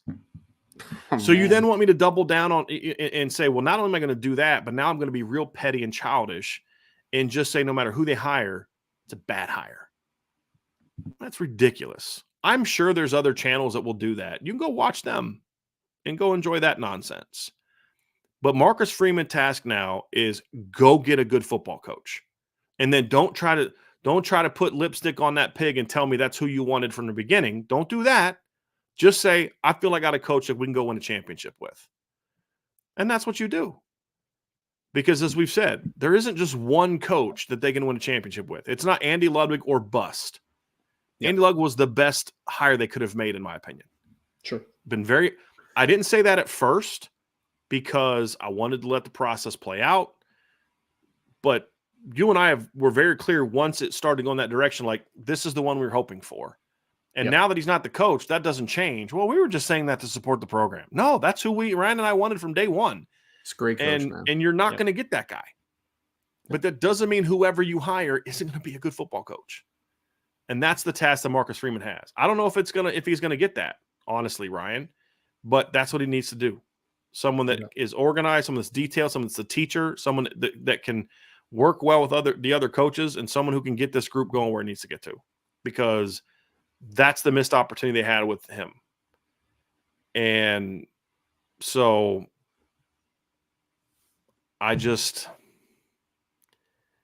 it's frustrating, man, because it's just like I'm tired of being here with Notre Dame, Ryan. That's where I just get to the point. I'm just tired of having this conversation about Notre Dame, and not supporting the program the way they need to. And then the spin that comes afterwards, and it's just you get so tired of it. And that's why I can't stand when people try to accuse us of spinning, is because there's a lot of things you could accuse me of. That ain't it. Right. Yeah. So we'll see. But there's good coaches out there, Ryan. Yeah. I'm a jerk, right? But I'm a very honest jerk. I don't really spin anything at all for being completely transparent. Right. I think it's just funny. Sure. But to your point, Brian, everybody wants the best for the program. Right. And we'll be fully transparent. What happened last night is not what's best for the program for many different reasons. It's awful. It's a joke. It's just a program an institution that views itself as elite as Notre Dame does shouldn't continue to make these unforced errors, right? Like if everything that was reported last year about Tommy Rees is true, which is what were the things we were told? Well, he was if he doesn't stay, they don't hire Marcus Freeman is the main one, right? Keeping Tom Rees on, and I'm like, then why didn't they make Tom Rees the head coach? This is the stupidest thing I've ever heard of, right? And the fact that they kind of let that kind of get out there, and that but the optics of hiring him first, and kind of going out there and saying, hey, we're going to hire him first and do this big reveal and then let all that stuff happen. You basically neutered your head football coach in that relationship. You made it impossible for them to start off on a good place. And you made it very hard for the players on the offensive side of the ball to be able to buy into, yes, this is the guy that's in charge of everything.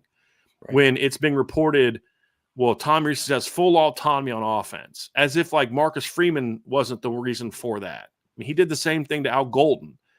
Then you find out that, well, Jack really liked Al Golden. So did he force both coordinators' hires on Marcus Freeman? Is that really what Jack Swarbrick's doing? He's trying to micromanage who Marcus Freeman can and can't hire? If that's the case, then they're not going to win the way they need to win. That's the reality of it. And if that's happening to Marcus Freeman, he does need to get out because it just can't be that way. And so he needs to say, look, you're the head coach. Tell me what you need. Yep. And I'm going to go do it. That's how Pat Bowlen was. I've said this before. That's one of the reasons I loved Pat Bowlen as an owner. He'd go to hey, tell me what you need. I'll go get it for you. Right? You need better facility. Let's do it. I'll go raise the money. We'll build a new facility. You need this coach. Hey, Elway, you want a coach that's going to throw the ball? Okay, we'll bring in Wade Phillips and Jim Fossil. Cool, we got you. Go for it. First 4,000-yard division. That's what he did. That's what good leaders do in a situation like you're not a football guy. Jack Swarbrick's not a freaking football guy. He's a lawyer. Hire the football people that you think are competent, and it's not your AD for football and Ron Paulus either. Okay, I'm sorry. Just because he played football doesn't mean he knows football at this level. I'm sorry, he doesn't. He proved that when he was an assistant coach, with all due respect. Okay, but the reality is, Ryan, you hired Marcus Freeman to do a job. Your role now should be, what do you need? Now, sometimes you may say, hey, bro, that's not it. Coach, I need a new stadium. Or, Jack, I need a new stadium. That ain't happening. Jack, I need to pay $10 million to hire a new defensive coordinator. That ain't happening, right? There are limits to that, right? So, but this is not one of those things that shouldn't have happened. And until he supports his football coach, it's just going to continue to happen. And this is what's going to the cloud that's going to hang over the head of whoever they hire. Whoever they hire. No matter what kind of name the guy is, big name or not big name, not a big name, Ryan. That's the cloud that's going to hang over their head. And because all they can do is win. People dislike Notre Dame, man. They do. They dislike. I mean, Brian, I go back to poverty program. They need Big Ten money. One of my buddies texted me and was like, "Oh, Cliff Kingsbury on deck." Like, come on, man. That stuff out of my face. Like, it's just.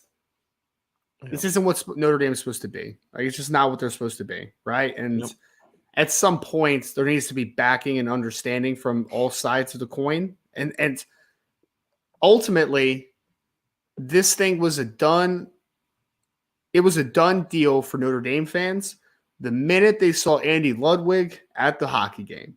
It was a done deal. There's no coming back from that, man. You boggled it. You fumbled it. It's bad.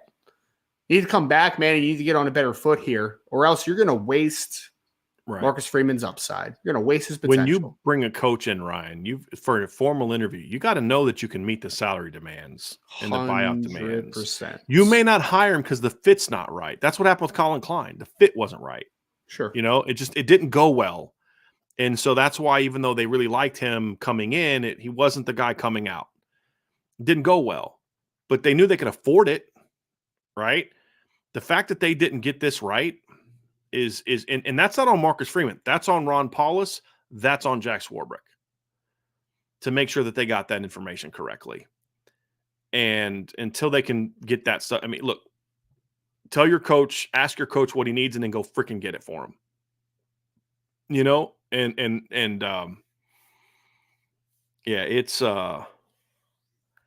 It's a frustrating thing, Ryan. And that's the unfortunate thing is I have faith that Marcus Freeman is going to hire a good football coach. Why do I have that faith? Because he's pretty much done that so far. Al Golden hasn't worked out. I liked the hire. It was a bold hire. It hasn't worked out so far, but it was a bold hire. He swung for the fences, and that's going to happen. Happens to Nick Saban, happened to Urban Meyer. You take chances, and then sometimes it doesn't work out, right? But he's been bold so far. You're getting Dean McCullough, that was big. Getting Harry Easton, that was big. Taking a chance on chance. It's like you took a chance a little bit on Al Golden, and it didn't work out. But you took a chance on Chancey Stuckey, and it's worked out wonderfully. So far, yeah.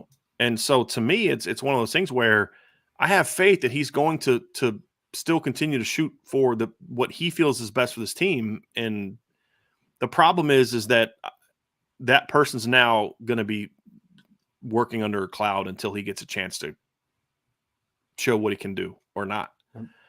And that's where we're going to be at. And if the new coach he hires doesn't perform well, you think the administration is going to say, hey, that's our bad, Marcus? No, they're going to blame him for it.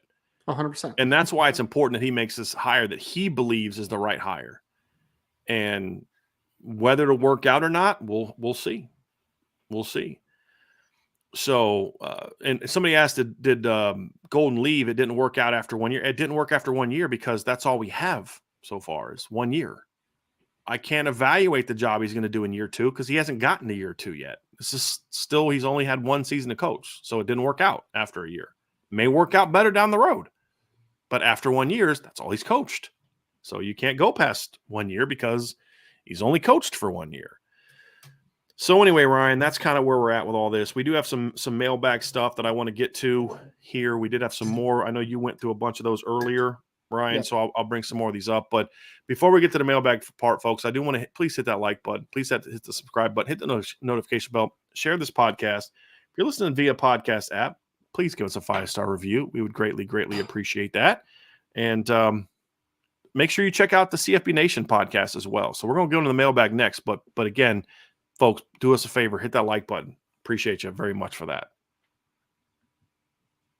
Ryan, let's get to some of these mailbag questions. If I bring some of these up and you've already read them, just say we did that one. And I think I unstarred everything, Okay. so we should be good. Okay. Should be good.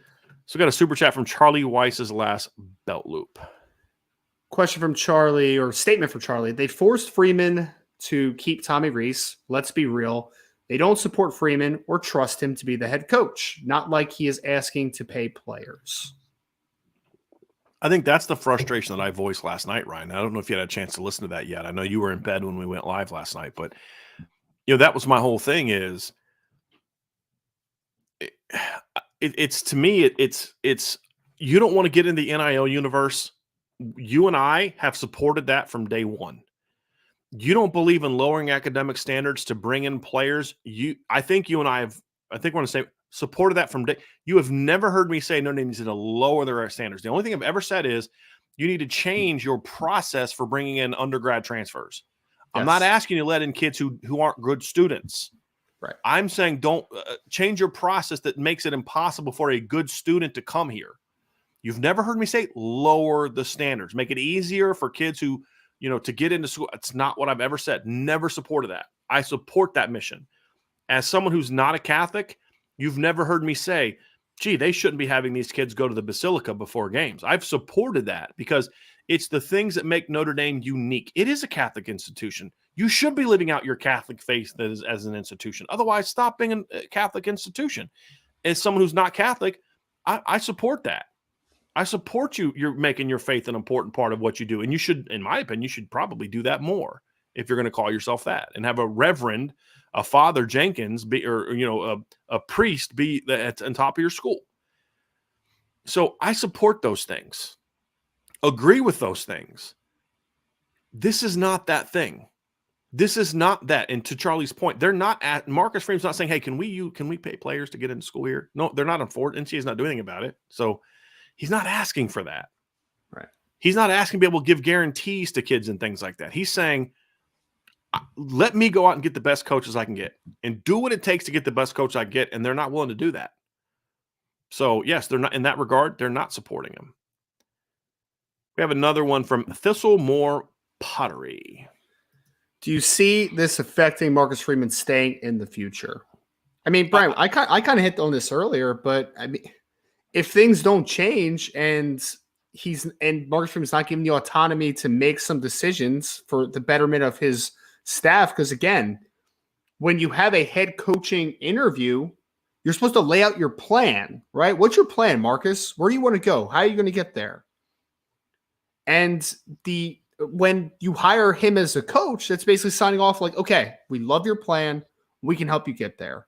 And there's that understanding, and they're not giving him the resources to get to where he needs to go, and it's something that you've talked about and something that you've agreed upon, then why would someone stay long term? I mean, honestly, why would they? You were promised something. You were promised autonomy. Us projecting how we feel about it. Yeah, not to Marcus Freeman. I'm saying if I was Marcus Freeman and I had an understanding, and then you didn't give me the resources that I was promised, why would I stay long term? Right. Why That's would I? us projecting how we would do. I just want to make sure people understand that. But Yeah. I think you open that pot because like some, and I want to make sure I'm clear on something else last night, Ryan. You know, I'll own everything I say. I'll never back down from what I say. But sometimes if people hear things a certain way, I want to make sure that they understand it because I don't want to offend people if I'm not trying to offend you. I don't mind offending people, Ryan. You know this. But I don't want to offend people when I'm not trying to. I made a comment last night about Marcus Freeman's Catholicism. And somebody took it as me saying that was some sort of condition for him to be the football coach.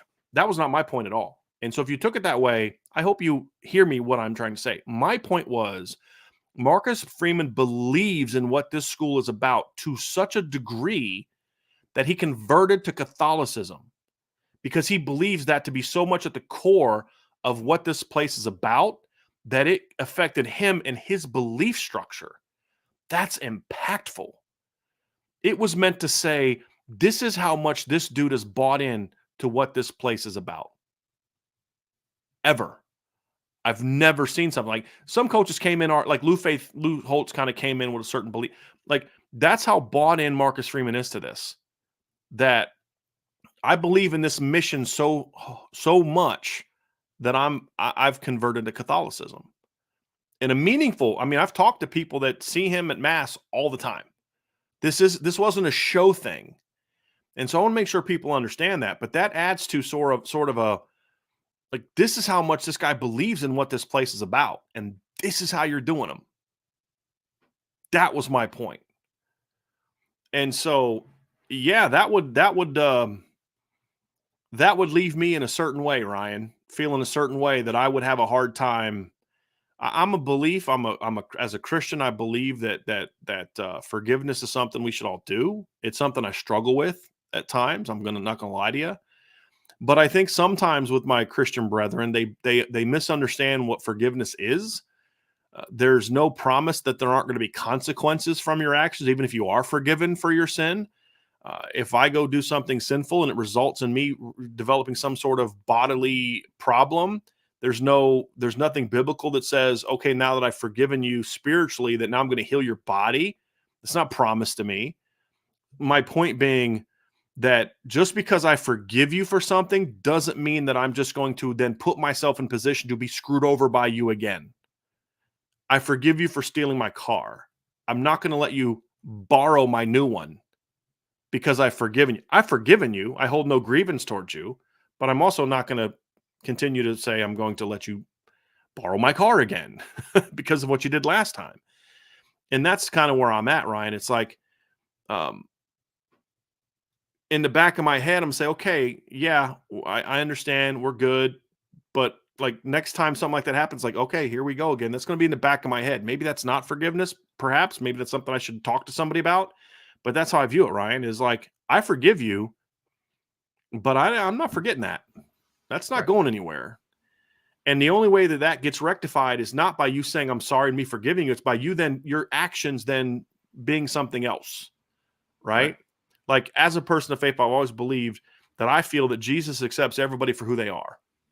But it's also very biblical to say, but once you embrace that and you leave his presence and you found that salvation, you are a new person. You're not the same person. It's not like, I've gone, I've done the prayer, I'm all good, and I can go keep being who I was, right? That's the thing for me is like, it's if your actions don't change after this, then what kind of redemption did you really seek in this instance? And that's where I'm coming from. So that's why it still sticks in the back of my head as I'm trying to remember this is like, okay, your actions have changed. So now that is now erased and I'm gone because, hey, it happened. It sucks. We went down that road. We've rectified it. You're now supporting me. We're all good. But if you say, hey, sorry about this, but then the same crap keeps happening over and over again, then I'm going to do that. So that's the thing for me with Marcus Freeman is it's not that this is going to be the thing that forces him to leave. But this, to me, begins the process of if this continues to happen, what are we doing here? And that's kind of where I'm coming from for all that, Ryan. So that little tangent is what is on my heart about this whole thing and what needs to happen next. I think it's as simple as this, parlaying it back to the original conversation about Marcus Freeman. It's administration comes up to Marcus Freeman and says, Marcus, we have your back, man, no matter what you need. And then Marcus Freeman simply goes, no, you don't. You literally just didn't have my back. You have to prove that to me, right? Proof is in the pudding, whatever other cliche you want to use. There needs to be a complete understanding of this is our goal. This is how we need to get there. And we're going to do this together. If not, that's going to put a cap on how good you can be because there's a lack of trust. And there should be a lack of trust right now. And again, that's not for Marcus Freeman. That's not intel. If I was Marcus Freeman, though, and I was in this situation and then it happened the way it landed out, I would say, I don't think we all have similar goals here. I don't think we all have the same mindset about this. I don't think that's true because actions speak louder than words at the end of the day. Got a super chat from Jason Warnock. Notre Dame is in the position because he wanted Reese. Notre Dame would have been in two of Marcus Freeman's hires. Went in year 2 of Marcus Freeman hires. Now he wants to hire his guy again. I think he's referring to Jack Swarbrick. Oh yeah. I believe. I'm not sure on that one, right? Yeah, we were talking about that a little bit when you had to leave the show for a few minutes, but it's just I feel like we talked about it, right? The whole administration clearly has their guys, right? I mean, Tommy was probably their guy, and Andy Ludwig was not their guy. So that's kind of why you don't go the extra mile for someone that isn't your guy, right? Like that's kind of where it comes down to. So, I mean, we'll see, man. You're willing to do whatever it takes to keep Tommy Reese here, you say. Yes. But you're not willing to do whatever it takes to make to get Marcus Freeman the guy he wants here. Yeah. You know what I'm saying? Like, that's the most frustrating part is that it was just, a few weeks ago, it's like, we'll match any offer that gets thrown at Tommy Reese. Match anyone. Okay, but you won't do this now? I was also told by a really good source this morning that Tommy Reese's buyout, if he leaves for a college job, is 7 figures. So where's that money going? Exactly. Where's that money? And people keep asking that, and it's a fair question. Where's that money? You're not wrong for asking that. Okay. Where's that money? The 2.8 to me just turns into 1.8. Yeah. And not Jared Parker, but Andy Ludwig's probably not going to make more than what Tommy Reese is making. Tommy Reese made a lot more money last year as an offensive coordinator than Jared Parker did, which says a lot about how Notre Dame viewed. And what did I say? Jared Parker? You said Jared Parker. Yeah. Well, yeah, that's also true. Yeah, I would think so. Yeah. But not who I meant. Yeah. Not who I meant. I meant, I almost did it again. Andy Ludwig. So that 2.8 should turn into 1.8. That's what it should have turned into, right? So yeah, it's embarrassing. Here's one from Beefeater Ryan for you. Beefeater says Mendoza needs to call Swarbrick. My M&A class, Masters of class at Mendoza was clear. If you can make $1 on an acquisition, you do the damn deal. No questions asked. I agree. Mm-hmm. I agree. Because that's the whole thing is like, look, if it's going to cost you 2.8, maybe even more if he wants to bring in that offensive line coach or whoever your offensive line coach is going to be. Yep. But if it's the right hire and it's what your coach believes in and you're giving your coach the resources, then if this works, you're going to get back. The return on your investment is going to be much, much better. Mergers and acquisitions is what M&A start. Thanks, guys. Thank you. Yeah. Because he's a Notre Dame alum, by the way. Yes. So I appreciate them. Appreciate them. Yeah. For that. Yeah. So it's it's frustrating, man. It's very frustrating. Let's get to the next super chat from our guy Tommy Guns. Tommy, it's got to be Jared Parker. No one is going to want to go through the interview process just to be rejected due to a buyout. Jack and Ron need to get on board or get the hell out of the way. 100% agree on that. The problem is there's no one at Notre Dame that tells Jack Swarbrick what to do, and Jack Swarbrick loves Ron Paulus. I don't get it. I don't know a lot of other people that do, to be completely honest with you. Yeah. But Jack does. And nobody's telling Jack Swarbrick what to do. That's the problem. right? Most ADs have bosses. Jack Swarbrick technically does, but Jack Swarbrick's the decision maker. We've said this before. Brian Kelly, and this is what pissed me off with the way Brian Kelly talked about Jack Swarbrick when he left. I was told by very good sources back in 2016, most of the board and most of the decision makers in Notre Dame were ready for Brian Kelly to be gone. There's one person who fought for Brian Kelly, and that was Jack Swarbrick. And guess what? He won, because he always wins these deals. So if Jack Swarbrick wanted to make this happen, he would do that. He would have made it. He would have made it happen. He would have made it happen. So let's get back to the next one. Good stuff, Tom. Brian, I think that's the whole situation that's so frustrating, is that they could have made this happen if they wanted to, right? It's the fact that they don't want to. They don't want to have the back. That's the frustrating part of it, in my opinion. All right, here we go. Patrick Tolan with Super Chat. Thank you, Patrick. Patrick says, Notre Dame is one more Ohio State loss to Michigan, to Ryan Day being out and Marcus Freeman heading home. I've heard that one float. I've seen that one float around in the message board a ton, Brian, that, Marcus Freeman's just going to bolt for Ohio State at some point. Well, I mean, that would also have to require, I get it. It would also have to require that they beat Ohio State next year as well. So, yeah. Again, a lot of that's conjecture, and I get where it's coming from. I do. I get where it's coming from. Another one from Beefeater, Ryan. I'm gonna read this one since it's for you, Ryan. Coach Marcus Freeman has 1 year of head coaching experience. How much ownership of the program should the admin give him? Saban had 16 years when Bama gave him the keys. I'm not asking for him to have the keys and full autonomy. What I'm saying, Beefeater, is that there is an understanding when you sit down, right, and you get the keys to. Well, all right, let me rephrase. When you get the job to become the new head coach, you have a plan in place, and there needs to be an agreement that, like, hey, we love your plan, we love your goals, we're going to help you get there. And clearly the administration in this situation with the Andy Ludwig situation was on board with the process, but then just kind of pulled the rug under in the 11th hour. That's kind of my point, right? I'm not saying that Marcus Freeman should be able to make every single decision and money doesn't matter and the betterment of the program doesn't matter. Like, he should not have full autonomy is what I'm saying. What I'm saying, though, is that there is an agreed upon understanding of where we need to go to. And if you don't, and if they pull that from under them, then that is, I'm going to say backstabbing, but that's not having someone's back at the end of the day, right? So I think that for me, this process was clearly understood. The process was clearly that they understood that that Andy Ludwig was the guy that the staff really liked. And then in the 11th hour, you kind of pull the rug from underneath of everything. Right. That's where I'm coming from. It's how this it's how this came to fruition. Because I would have rather just been like before Marcus Freeman, like, hey, Marcus, don't think that guy's a good fit. I think that you maybe should hire someone else. Like, take a look at other people type of thing. Ryan, was this in response to something that you said during your rant? Could you give me a little bit of context? I said exactly what I just said. I said that when you have a coaching interview, you have a laid out plan of this is where I want to go. This is how I'm going to get there. These are the goals that I have set forth.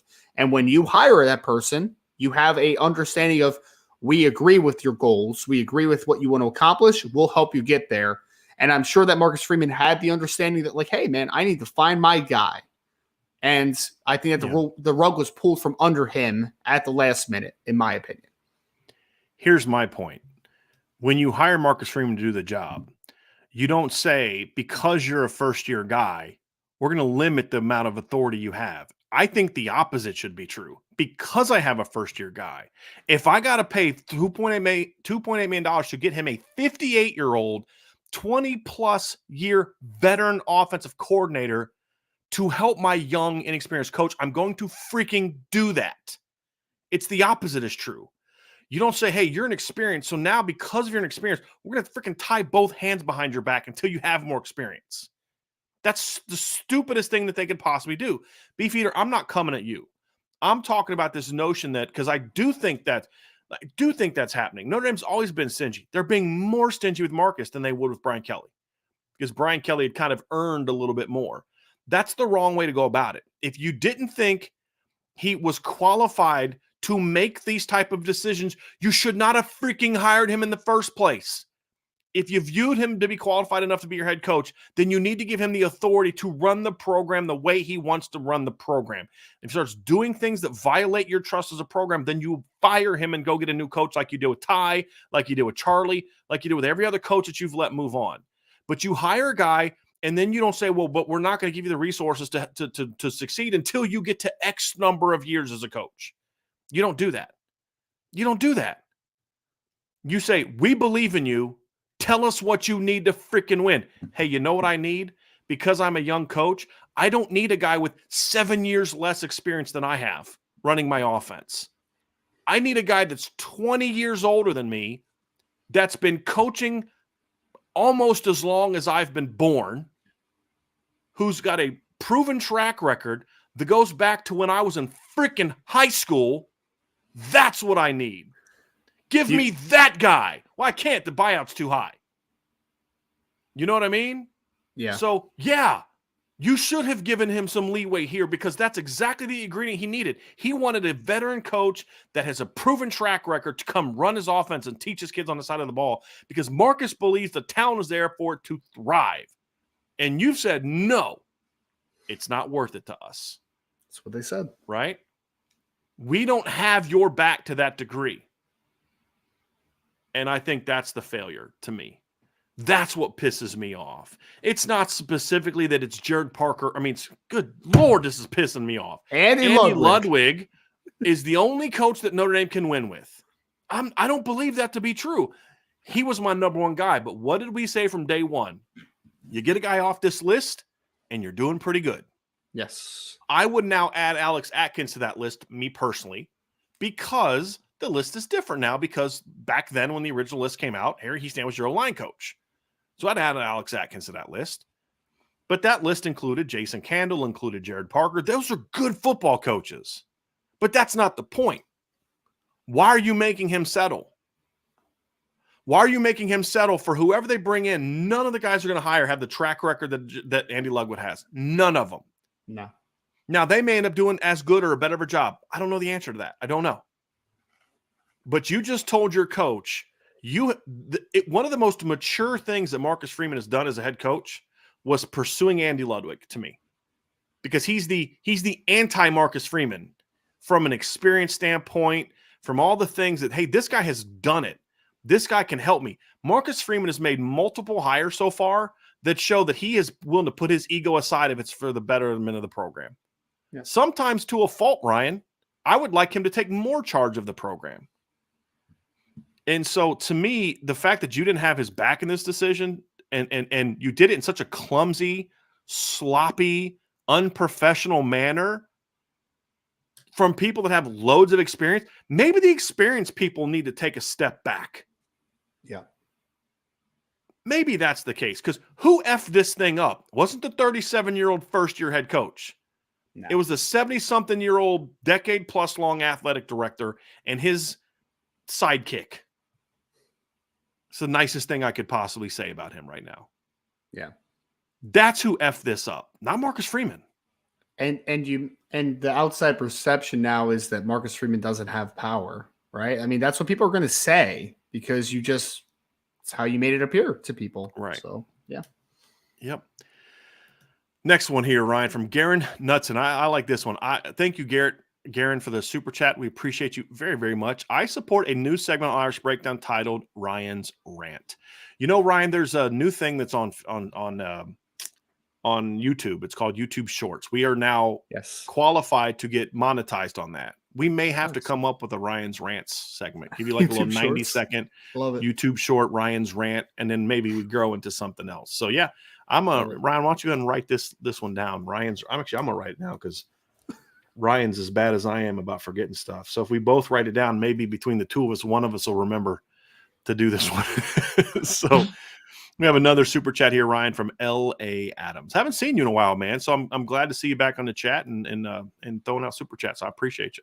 Yep. Appreciate you, L.A. If I am an AD in the SEC or other prominent program, Marcus Freeman just became a much more attractive and obtainable option if he has any kind of on-field success. If we win, we may lose him quickly. I mean, it's certainly possible. Look, I don't know what Marcus Freeman's going to do. Yeah. I'm not going to speak for him, but following this business as long as I have, Ryan, I think he is spot on. Other teams are going to look at him as far more attainable now if he wins. Yep. There's no question. Because, hey, Good. it's not like Notre Dame is going to compete financially. Seriously. We'll match whatever you get. We say, as we know you're on your way there to take the job, and we know you're going to take it. But hey, we'll match it. We swear. We promise. We have another one from L.A. Adams. So there's a 2.8 exactly. buyout. Another one from L.A. Adams too here, Ryan. Also, I've never had such a big desire for a boring month of Notre Dame football, but really though, I get it, Seriously, man. Seriously. I get it. Here's another one for you, Ryan, from David Carpenter. Thank you, David. Yep. Thank you, David. The most frustrating thing is the optics is that the admin doesn't have Coach Marcus Freeman's back and the position they left Andy Ludwig in. What an embarrassment. I know Coach Marcus Freeman will move on, but support the man. Great. Yeah. That's the thing here that I hope Notre Dame fans do is I hope Notre Dame fans, what this next hire is, support your head coach, right? And look, you may not like the way it went about, but support his hire until you have reason not to. That's my hope, whoever it is. And I'll try my best to do that. I can't promise you that I will. I don't know who he's going to hire first. But, try to give him the benefit of the doubt. Because, if we just let this cloud hang over that OC's head, that's on us. We're allowing Jack Swarbrick and Ron Paulus to dictate that onto the Marcus Freeman's program. And I say rally around whoever he hires, because he's going to need the support of the fans now more than ever. That's my hope. And I get it, whether it's Alex Atkins, Jason Candle, Sean Lewis, Jared Parker, whoever it is, my hope and my prayer is that Notre Dame fans say, you know what, I didn't love the hire, but I got your back, coach. I got your back. I'm going to support this guy until he gives me a reason not to. I got you, coach. Because they wouldn't support you. We will. It's kind of like this thing, man. It's like we're the peasants. That's how Notre Dame views us. We're peasants, right? And we've got to kind of come together and say, this isn't on Marcus Freeman. This isn't on Alex Atkins. This isn't on Jared Parker. This isn't on Jason Candle. They're not the person to blame for this stuff. It's Jack. It's Ron. They're to blame for this. So then let's not take out our frustration on whoever Coach Freeman hires, because we're pissed at them. That's my fear with this whole, if they hire Parker, I'm not supporting him anymore. That's blaming. That's now turning your anger towards Marcus. Coach Freeman, towards Coach Parker. They didn't ask for this. Who was at the hockey game with Marcus Freeman trying to convince Andy Ludwig to come? Who? Coach Parker. Who? Coach Parker. Yep. So now we're going to punish him and go off on him and say he's trash because the administration effed it up. Right. That's my thing, Ryan. That's what I don't want us to do. That's what I want us to be better than that. Now, does that mean if he goes out there this year and doesn't get the job done, that we say, it's all good, man, I still love you, brother. We're still here for you? No. We criticize the job he does when it's warranted. We praise the job he does when it's there. But then always go back to the fact, you did this, Jack. If it doesn't work, you did this. If it does work, then we say Marcus is winning in spite of you. In spite of you. And that's my hope, is that we can rally around the head coach that I think 99.9% of us have a great deal of respect for and want to win, and say, I'm going to have this coach's back until he gives me a reason not to. Right. That's where I'm saying. And it's not even about that I think Jason Candle's the greatest coach ever, or Jared Parker or Alex Atkins is the greatest coach ever. I'm not saying that. I don't know. You don't know. None of us know if Andy Ludwig is going to be that guy. We have more faith in that because of what we have seen. But we don't ultimately know. So my hope is that we support him and his decision and who he turns to until that coach gives us reason not to. And hopefully he never does. That's my hope. Unfortunately, I think a lot of people aren't going to be that way. They're going to get pissed about whoever the new hire is and badmouth the new hire. I understand it. I just wish we'd go in a different direction until we have reason to do it. But that also doesn't mean we sit here and say, this is the greatest hire ever. Not going to do that either. Yeah. I still have full trust in Marcus Freeman. I don't have full trust in the people behind the scenes. 100%. Where we are right now. 100%. Lance Habit, a super chat. Lance, thank you very, very much. So I'm hosting a mystery dinner. I don't know where this is going.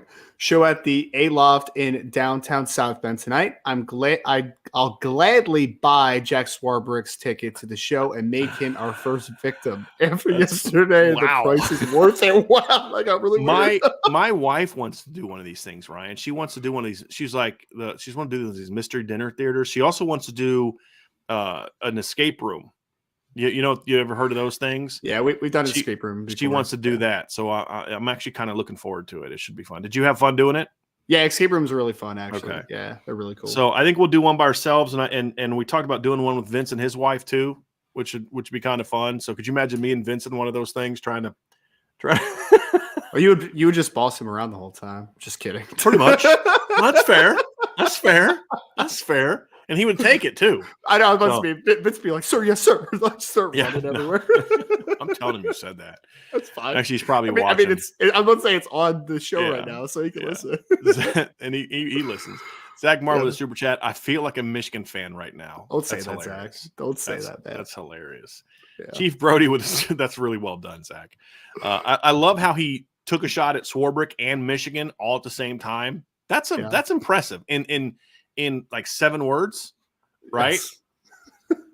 Yeah, 7 words it took him to take a shot at Jack Swarbrick and Michigan. That's impressive, my friend. Very impressive. Zach. We got one from Chief Brody here. From Chief, for all his downsides, which I recognize, did Brian Kelly kind of have a point about the backing he didn't receive? Notre Dame thinks Freeman won't complain like BK did.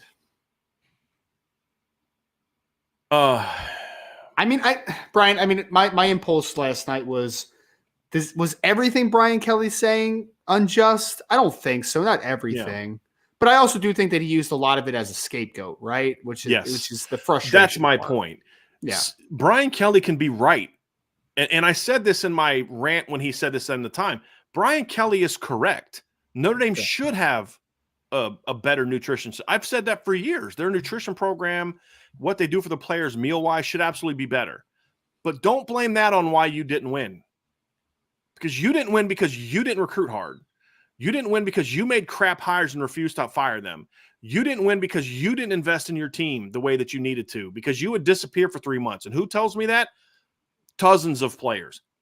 Guys in the NFL, starters in the NFL right now would say that to you, right? So don't come to me, though. We couldn't win. I did everything I could. No, you didn't.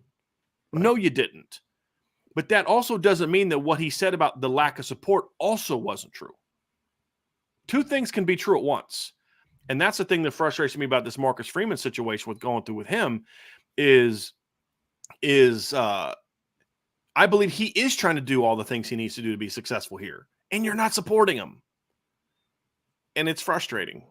Yep. Because part of me was hoped that they didn't support Brian Kelly that way because Brian Kelly didn't earn that support. He wasn't putting in the work. You're not even investing in this program all the way you need to. And you're going to ask me to do this? I just gave you a pay raise this offseason. You want another one? Why? Because you have I don't understand why. It doesn't make any sense. You just signed an extension, like literally this offseason. What do you want from me? Hey, you had a nice comeback win against Toledo. Pay raise, you know? So that's the stuff that pisses me off about that. But it doesn't mean that what he said about, and I don't know that I've ever, and maybe I did, and if I did, you can show me the words. I don't think I've ever said, now I have said in a lot of instances, the administration is not the reason Brian Kelly didn't win. Brian Kelly's the reason he didn't win. Sure. They've had multiple teams that had the rosters to win, but your decisions to hire certain coaches is what kept you from winning. That's on you. Now the administration is purposely, not purpose. You know, I mean, it's purpose. They're standing in Marcus Freeman's way of doing what he needs to do to go win. There's no way around that. There's no way around that. Another super chat from Lance Hab.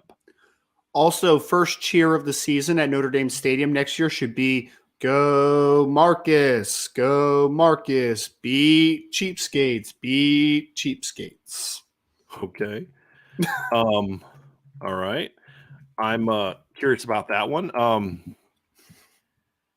Go beat the cheapskates. That's I don't know how that would sound, but I like where he's coming from. I mean, this was said over to about an hour and a half ago. So he's saying what we have just got done saying is we as Notre Dame universe, right? The fans, the people that believe in this program, that have given our money and our time and our energy and our soul and our passion and our tears at times.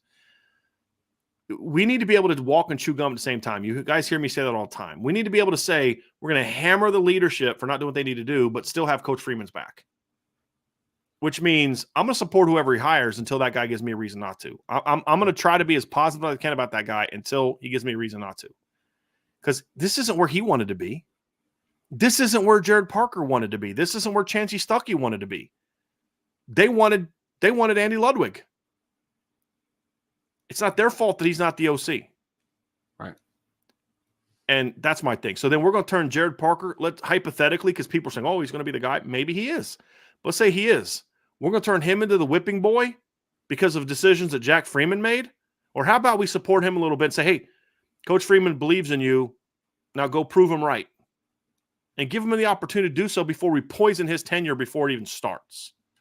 Right? That's my hope. And that's true for Alex Atkins. That's true for Jason Candle, Sean Lewis, Jeff Grimes, or anybody else that they may consider for this job. That's my hope. So we can rise above that BS and give the players and the coaches the support that I think they deserve, that they're working hard for. And then hold accountable the peak, because that's exactly what Jack Swarbrick wants. Turn your attention onto the coach that you don't want and turn it off of me. It's exactly what he wants. Two things if we can real quick. I apparently didn't have enough oomph to my delivery here. So do you want to take that chant instead? Do you want to do it? No, I'm good. Okay. I'm good. Just curious. I'm just making sure. Where's Vince? Vince will do it. Let's get Vince in here. Yeah. Second thing is, I just saw someone said, can they even afford any of those guys that we talked about? They can afford anybody they feel like affording. Yes. We'll just leave it Notre Dame can afford Andy Ludwig and the O-line coach. Yes. There's things I can afford that I told my wife, I'm not paying for that. Well, we can afford it. Yeah, just because we can afford it doesn't mean we should buy it. you know what I mean? Like, you make decisions like that all the time. And I get that. I respect that. I understand that that's a reality, Ryan. But sometimes it's like, you know what? You make the decision to say, hey, this is expensive, but we need it. And we can afford it and we need it. And so yeah, I'd rather not spend the money on a new heating system, but I'm going to tell you what, come December, I'm going to be like, gee, I wish I would have ponied up on that new heating system because I'm freezing my you-know-what's off in here. You know what I mean? But hey, I saved $1. No, that's not how it goes. Then I find out my wife is now staying at a hotel because she wants a heating system, and I was too cheap to do it. So that's the frustrating thing is you can afford it. You chose not to. You chose not to support your coach. That's what you did. I mean, you can look, and we said it last night, the spin is coming, and it's already started in some degree. The spin is coming. Well, this is true, and they shouldn't really pay that, and it's all spin. It's all spin. You could have got this job done. You could have got it done. You chose not to. Well, people don't pay that kind of buyout. Shouldn't Notre Dame be a trendsetter? Hey, if this is what you need to do to go win, then you go freaking do it. Right? Because no one's going to be complaining about a $2.8 million buyout if you go out and win a championship in the next 2 years with Andy Ludwig as your OC. No doubt. And you will have made that $2.8 million back easily. Yes. By the middle of next season, if he's as good as we think he is. You know what I mean? Can I bring up one comment real quick that I just found so funny from Broke Neck Boy? He said, do you think we can borrow some of the Indiana or Purdue's Big Ten money for Ludwig? Dang. That made me laugh, man. It's so funny. You know what? A guy said to me last night, it's like, if you're going to be this way and be this cheap, you might as well just join the Big Ten and just get it over with. And I'm like, you know what, dude? I can't argue with that. I can't at this point, I can't argue with that. It's just, but here's the thing. But it goes, after I thought about that, I said, but they're just going to then hoard that money for other stuff that's not related to the athletic program too. Because it's not about money. It's not about them not having the money. They just choose not to spend it on things that they should be spending it on. That's the problem. All right, next one from K Grant. K Grant, thank you very, very, very much, man. Here's to the best in the business because I believe and support what you guys do. And man, I can't thank you enough, man. I really can't. That's very gracious of you, and we appreciate you very, Very much, my man. No doubt. Antoine Johnson, our resident Michigan fan. Aaron Roderick from BYU is nice. What do you think? Antoine, we actually talked about him in our initial show. He was a guy that I didn't hear a lot of traction about from my sources, but I like a lot. I liked what he did at BYU a lot more than what I thought Jeff Grimes did at BYU, to be honest with you. The only issue is he's from Utah and he's only ever coached in Utah. And I heard some other things about him, not positively about him, that would make me think it's almost impossible to get him to leave the state of Utah. He's literally only ever coached in Utah. But as an offensive coordinator, that's if I was Utah and Notre Dame did pay my buyout, I'm trying to get Aaron Roderick back because he's coached at Utah before. I got $2.8 million to work with here, brother. You know what I'm saying? Come on back home to the Utes. That's what I would have done. He was at Southern Utah as well, right? At some point or something. Yeah, I mean, he's literally. I'm pretty sure that I'm right on this, Ryan. Yeah. I'm pretty sure he's only ever coached in the state of Utah. Let me just give me a second. I'm gonna pull that up now. Yeah, he was a GA at BYU. Played at BYU. He coached at Snow Junior College, which I believe is also in Utah. Correct? Yes, it's in Ephraim, Utah. Yep. Then he spent 2 years as the OC quarterbacks coach and recruiting coordinator at Southern Utah.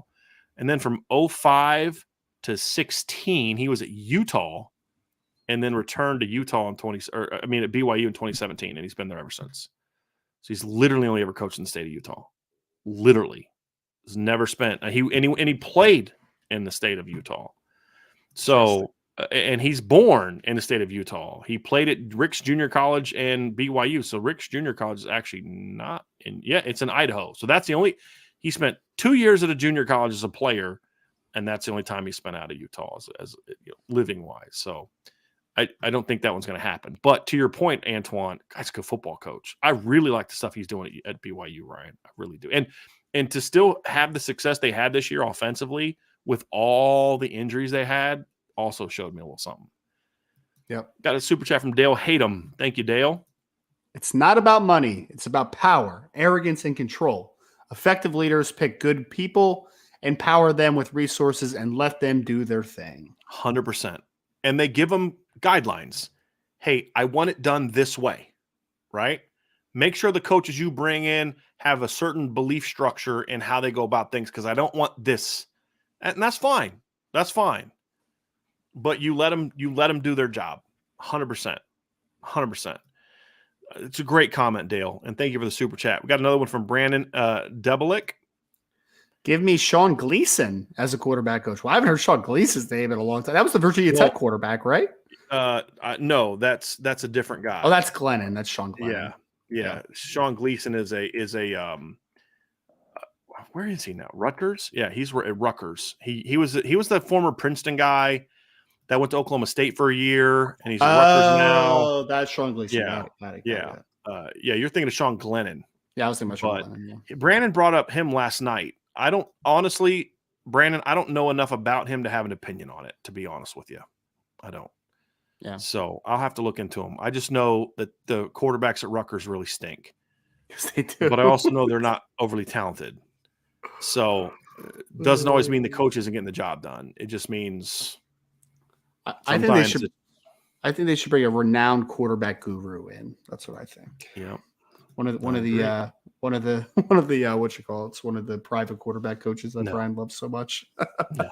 You're just trying to get me mad today. It's working.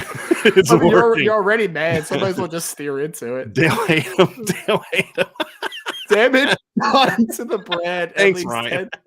I'm just saying, man. I mean, it's not like I'm putting you in a bad mood. You're already in a bad mood. Damage done to the brand is at least 10 times $3 million, probably more. Admin just hindered program momentum momentarily. Love IB. I appreciate you, Dale. I do. I really do. And I still love his last comment. It was so well said. Got a super chat here from Sean Hartman. Thank you, Sean. I'm not supporting the process, but I will always support the team and coaches we have. It's a great way to put it. Yep. John Zabrowski said, who coaches O-line under Parker? That I don't know. I have no idea. Yeah. That I don't know. Kay Grant with another super chat. Kay Grant, thank you very, very much. I want to read this one. Freeman looked right at Swarbrick and said, "I promise I will not let you down." Sad to see Jack Swarbrick couldn't do that same thing. Yep. 100%, dude. You nailed it. Yep. Robert Slatzer with a super chat. Here you go, Rye. Notre Dame looks like a big fools today. Only winning will fix it. Parker and Thielen, co-offensive coordinator, ? Go get offensive line and quarterback coach. Marcus gone first. Good job. A lot of questions in there. Yeah. I mean, I guess a conversation would be, I mean, Brian, do you think if Jared Parker is the guy that there is a co-offensive coordinator role? Like, do you think that makes sense? With I think you need to be willing to do that to bring in an outside candidate, in my opinion. Yeah, that's what I think. And the reason I would avoid Thielen is because I don't want to put Thielen in a power structure situation when I know he wants to leave. And I'm not saying anything we don't already know. Coach McCullough has said, "I want to be a head football coach." Yeah. And I support that, right? And so what I would do if I was Marcus Freeman and Thielen chooses to stay at Notre Dame next year, I'd give him some sort of assistant head coach title. I would give him some of those responsibilities, kind of let him get that head coach thing out there and help him that way. I don't know if co-OC moves the needle for Thielen McCullough. Guy's got a flipping Super Bowl ring, right? Like, I don't know co-OC really moves the needle for him. I think more of an assistant head coach role would be more of a needle mover for Coach McCullough in supporting his goals as a coach. Does that make sense? So I'm actually saying no to that because I want to try to do better to support what he has stated publicly are his aspirations as a head coach. To be a head coach. And so that's kind of where I come from. And if it's some type of assistant or associate head coach, you can say that he has experience from a management perspective. Yes, I give him this responsibility, I give him that responsibility. Like, it's a genuine thing. And you make it very clear to people this isn't just a hire I'm making to give him a pay raise. Right. This is someone who wants to be head coach, who I think has head coach talent. And so I'm leaning on that to do this if he's still around. If he leaves, then it is what it is. But if he's still around, that's something that I would consider doing. But co-OC, I don't think moves anything. I think the co-OC thing has to be more of to bring in a really good offensive line coach. You may need to do that. So that way it's not because here's the thing, some buyouts are built that if you get a promotion, the buyout goes down. And so if you bring a guy in as a co-coordinator, then that's considered a promotion if he was just an offensive line coach before. And that may help you out and help him get out of his contract or maybe make it more attractive to him to come. So that's something that I would consider, I think, more for an O-line coach than that. Or, you could maybe do it as a quarterback's coach, maybe something that I don't know. There's a lot of different ways you can go about it. So we'll kind of see. All right. Next one is from Justin Knox. Thank you, Justin. Where do you think Parker was on Marcus Freeman's list of offensive coordinator hires after Tommy headed to Tuscaloosa? Was he top 10? I should say, where does Swarbrick rank him? I don't have a clue where Jack Swarbrick ranks him. I will say to you, I don't know if I could say where he ranked from the standpoint of, is he second, third, fourth, fifth? I have no clue. He was in our initial list of coaches that we gave you guys that Notre Dame should consider, and there was a reason for that. Because a lot of those names were guys that we had gathered from our sources that Notre Dame was looking at. And I can tell you that now. And so just he was in that list. So this isn't, oh, shoot, we're panicking. Let me go to Jared Parker if that's the move he makes. He was always under consideration. But as we have said, there was clearly at least one guy for sure that he viewed as a better candidate. And that was Andy Ludwig. But I can assure you and say with certainty, and Ryan, you and I have talked about this for a year. When he was hired, there was always the possibility that Jared Ludwig was going to be an offensive coordinator at Notre Dame at some point in time in the near future. I mean, you just called him Jared Ludwig. It was pretty funny. Gosh dang it, man. I'm out. You mixed both of them. That's fantastic. That was a new one, man. That was a new one. I loved it. Jared freaking Parker. Okay. There was always that possibility. So Marcus Freeman has always viewed him as a potential offensive coordinator. I just don't think it was meant to necessarily be this soon. Right. That's all I'm saying. Yeah. Right. So there's a faith there that Marcus Freeman has in him, but there's also a faith that Marcus Freeman saw in Andy Ludwig, and they screwed him over. Yeah. There's no other way to say it. There's no other way to say it. I think Jared Ludwig does sound like a really good coach, I would say, though. Right. Yeah. John Zabrowski said, schedule home and home with Utah, share profits, negotiate. John, that's something that we talked about last night on the show. I had a friend of mine who is connected to Notre Dame who texted me, who sent me that text last night during the show. He was like, you could have done something like that and maybe negotiated like a higher payout for them to kind of help lower the buyout costs down. Right. Sure. I mean, this is a program you scheduled before. What they're a Pac-12 team now. It's not like they're a Mountain West like when you played them the last time. So why not? Right? You could have done something like that to negotiate that as well if you wanted to. But it leads to back to what we said at the beginning, Ryan, is I don't think that they had faith in that. They did not trust the football guy to make a football decision. So they weren't willing to battle to do what was needed. If Jack Swarbrick truly believed in Marcus Freeman and believed in Marcus Freeman's decision of who he wanted, there's no question Jack Swarbrick would have fought and done everything he needed to do to get the money to bring him and the O-line coach in. No question. Would have been, he could have done it. I was told this by two different people that I know are very involved in, they give money to Notre Dame. He could have raised that in a couple hours. Yeah. If he wanted to. That's how much the donors support Marcus. But he didn't believe in him. There's no other way to spin that, Ryan. There's no other way to spin that, in my opinion. Here's another one from Dale Hayden. We appreciate you, Dale, very much, buddy. Love your positivity, Brian. I'm afraid Marcus Freeman will eventually go to Ohio State. The worst outcome for this Notre Dame grad who grew up in Columbus. I mean, look, it may happen, Dale. I'm not going to sit there and say, no way it doesn't happen. I don't know. I hope not, but I'm not saying Marcus Freeman's never going to do that. What I'm saying is I'm not going to speak for Marcus Freeman in that regard and say that that's going to happen. So that's where I'm coming from. I don't know the answer to that, Dale. I hope not, because you're from Columbus. I grew up in Lima. Trust me, I got a lot of family that would love to see that happen. But you know, I don't know. I don't know if that is going to happen, but hopefully it doesn't. Justin Knox with another super chat. How does Jack explain this to Marcus and still be respected? That's an honest question. Does Marcus just say, here's my list, who can I hire? No, I think Marcus Freeman's too professional for that. He's just going to say, okay, put it in the mental Rolodex and charge forward. That's who I think Marcus Freeman is. Like, all right, cool. You don't want to support me here? Okay, I'm gonna go now get the next best guy that I can bring in. That's what I think he's going to do. He's a different cat, Marcus Freeman is. And he's, I'll just say this, he's way less petty than I am. He's way less vengeful than I am. He's very task-oriented. This is what I want to do. Okay, you're not going to let me do that? Cool. I'm going to go find the next best guy to help me go win a championship. His standards haven't changed. His goals haven't changed. It's just, okay, now I need to go find somebody else that can help me get to that point. And that's what his goal is. And that's why I say, hey, support him, because that's what he's going to do. And we'll, if it doesn't work, then we'll be critical of him to a degree. But yeah, that's kind of where we're at. We got a super sticker from Tim Opal. Tim, thank you very, very much. You know, earlier, Ryan, when I said that my first year as a full-time coach, that my running back set records in that program. We had all-purpose yards. He was an honorable mention All-American. This cat right here, Tim Opal, was one of his blockers.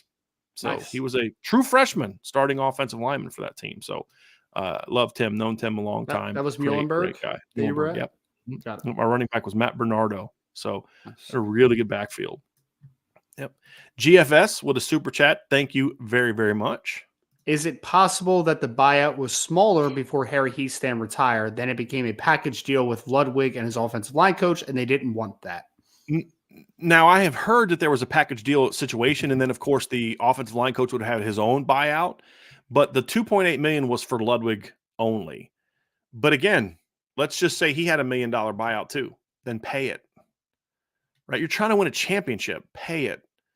Like, because for a team like Notre Dame, $3 million is $3 million. I mean, that's $4 million is $4 million. I mean, that's not chump. I don't care how much you're a billion. If you're a billionaire, $4 million is still $4 million freaking dollars. But if you're smart, you look and say, yeah, but look at what the potential reward could be. and you go do it. Nathan Milton says this makes Notre Dame look like a second-rate operation, and I can't disagree with you. Such a bad look, man. You're supposed to be It one of is. the premier brands in college football, and this is the look you gave Yep. the national perspective. Like, it's just bad. It's really bad. 100%. You're letting them clown you, and they're always looking for a chance to do that. Yes. Mike Huff with a super chat. Swarbrick thinks he's the face of Notre Dame. Yep. Yes, he does. He does. Yes, he does. It's all about him. Mark Stewart with a super chat. Thank you, Mark. Appreciate you. I appreciate you guys' take on this. It actually makes me feel a bit better that most of us are aligned on this issue. Agree. I have a lot of trust in Marcus Freeman. Good work today. Thank you, Mark. Appreciate you very much. Absolutely. Got a super chat here from Justin Knox. It's really hard to F up the offense coming back. I disagree with that. I think that you can F it up. You can F it easily. Up. Yes. It's not that good. It's very good, but it's not like you can't screw it up good. No, it's very talented. It has high upside. But it's like still, this, Ryan. It's not 2001, 2002 Miami. Right. Yes. Where you literally couldn't F that up and that team's still going to play for a title. Like Larry Coker could not F that team up. Yep. It was too good. Notre Dame's talented, but they're nowhere near that category right now. Sure. So I get where you're coming from, and I love the optimism, but yeah. Nathan Milton, only thing that can help is grandpa voice Brian. Is $1.99 enough today? No, it's less than what you gave last time. You gave $2 last time I said it wasn't going to happen. You're killing me, man. John Monty with a super chat. They better start to treat Marcus Freeman better. He just might pack his bags and go somewhere else. Yep, no doubt. Not we have a super chat here from Gavin Harden. Sorry, I'm a little late to the show, but I'm y'all's opinion. What's the best OC popsicle sticks and pocket lint can buy at this point in time? I get that, but I'll say again, Gavin, there's still very good coaches you can go get. At this point in time, I don't want to throw shade on guys like Alex Atkins, who we talked about earlier, right? It's and Jason Candle and Jason Candle. Yes, really exactly. Sean Lewis. Like you and I both like Sean Lewis a lot. We just don't like the fit at Notre Dame. That guy's a good football coach. Again, I think that how everything happens with Andy Ludwig has kind of tainted it a little bit, right? If I would have told you from the start, no traction with Andy Ludwig, but you can get Alex Atkins out of it, or you can get Jason Candle. I think most people would have been pretty happy with that, right? Like now it just taints it a little bit, in my opinion. Yeah. No, you're absolutely right. You're absolutely right. All right. Tommy Guns with a super chat. Thank you, Tommy. Tommy's trying to really make you mad. He really is. So I'm just ignoring this one. Jared Parker, Chris Watt, George Whitfield, triumvirate. 2 of those 3 aren't bad. Patrick Tolan with a super chat. Thank you, Patrick. Can't wait to see Jackie Boy cheesing it up on the sideline this year with his admin that don't support the program but are always there for ops. Is that Jack's photo ops? Okay. Yeah, Jackie Boy. Yeah, love it. Love it. And then we have a super sticker from Ben Tarnowski. Appreciate you, Ben. Very, very much. Ryan, we've talked a lot today. We've gone long. I did want to end with something here from Luke Breeding. Because, again, this is football. And we love it. We're passionate about it. And it matters to us. It impacts our lives. But there's also things that are more important. And that is, and we're a little bit past it now. I just saw this from Luke Breeding. Because IB family, please keep my wife's and your thoughts and prayers. She's having a biopsy today, done today at 2:30. Thank you. Again, we're a little late in getting to this, but Luke, I promise you, I'm going to spend time in prayer today thinking of your aunt, and I know there's other people in this channel that will do so as well. So, at the end of the day, folks, I mean, I do believe we're a family in a lot of ways, and I think that is something that we can always do. It's not just about supporting the football coach, and that's all stuff that I think we should do when it's warranted. But also lifting each other up, because we're here talking football and it matters to us, but there's also real life going on. There's people in this community that are having marital problems, that have lost children in the last year, that have had other, sickness and health, and have lost loved ones and parents and stuff like that. And I love that this is a place that people feel they can go to and ask for these type of things. And if you're new to the channel and you don't know that this is who we are, this is who we are.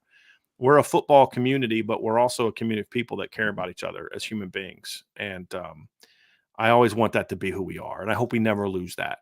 And so, Luke, I appreciate you coming to us. We will definitely keep your wife's aunt in our prayers, and hopefully things turn out well. So I think that's a good place to end it today, Ryan. Fat Fish, I appreciate your super chat, man. No, I don't think people should be bashing Father Jenkins under his post about Michigan State. Again, some things are just more important in football. Yeah. And he deserves to be criticized as his role as leader. I've said, Ryan, you know my stance on Father Jenkins. I think he's a weak leader, and I've thought that for a long time.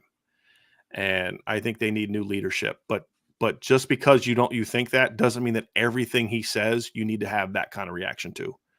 100%. If he's talking about lifting up in prayer people who lost their lives last night in a shooting at Michigan State, this crap that we're talking about today is not nearly as important as that.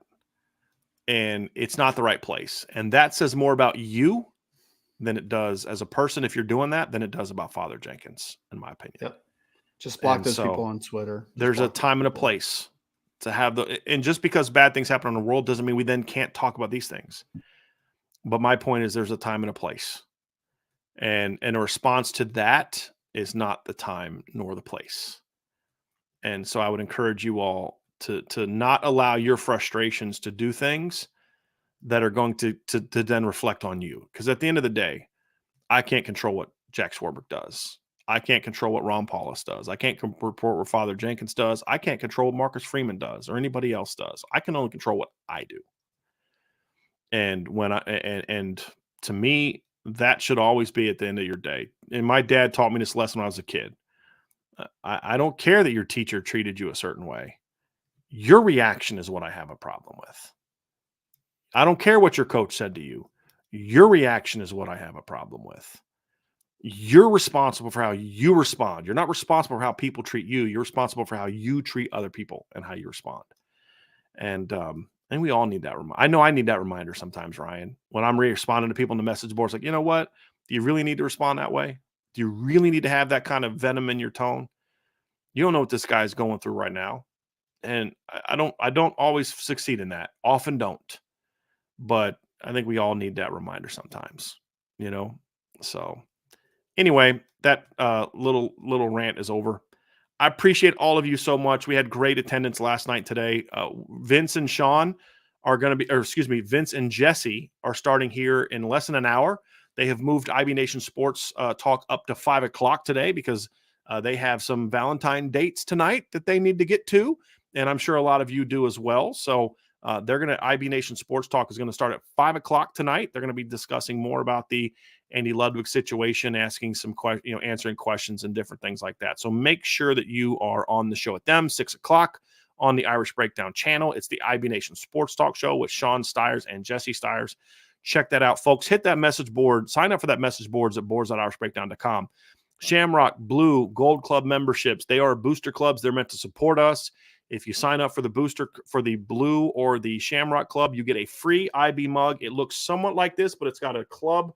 It's a little bit different, has a club symbol on it. You only get it if you're in the club. See me, I'm not in the club, so I just got a normal old mug, right? If you sign up for the Gold Club, which is our top level club, you not only get a mug, but you also get a shirt that's like this, but it says Gold Club underneath. You can have it in this color. You can give it in this is athletic gray, navy blue, Irish green, pink, and charcoal. So that's something just from us to you if you join one of those clubs and you support us in that way. So we appreciate that very, very much. You can always find all those at boards.irishbreakdown.com. So we'll be back again tomorrow, folks. I promise you, we're not going anywhere. We thank you all so much for your support. Rally together, folks. Notre Dame fans, right? It's like I feel like, Ryan, I'm at end game, right? Avengers assemble, right? Like we got to rally together, right? And that's what we got to do. We got to support, I believe, Coach Freeman until he gives us reason not to. We got to support the coaching staff and the players until they give us a reason not to. And I hope that we can all agree on that moving forward. So anyway, for Ryan, I'm Brian. Y'all have a great, great rest of your day, and we will talk to you again very, very soon on the Irish Breakdown Podcast.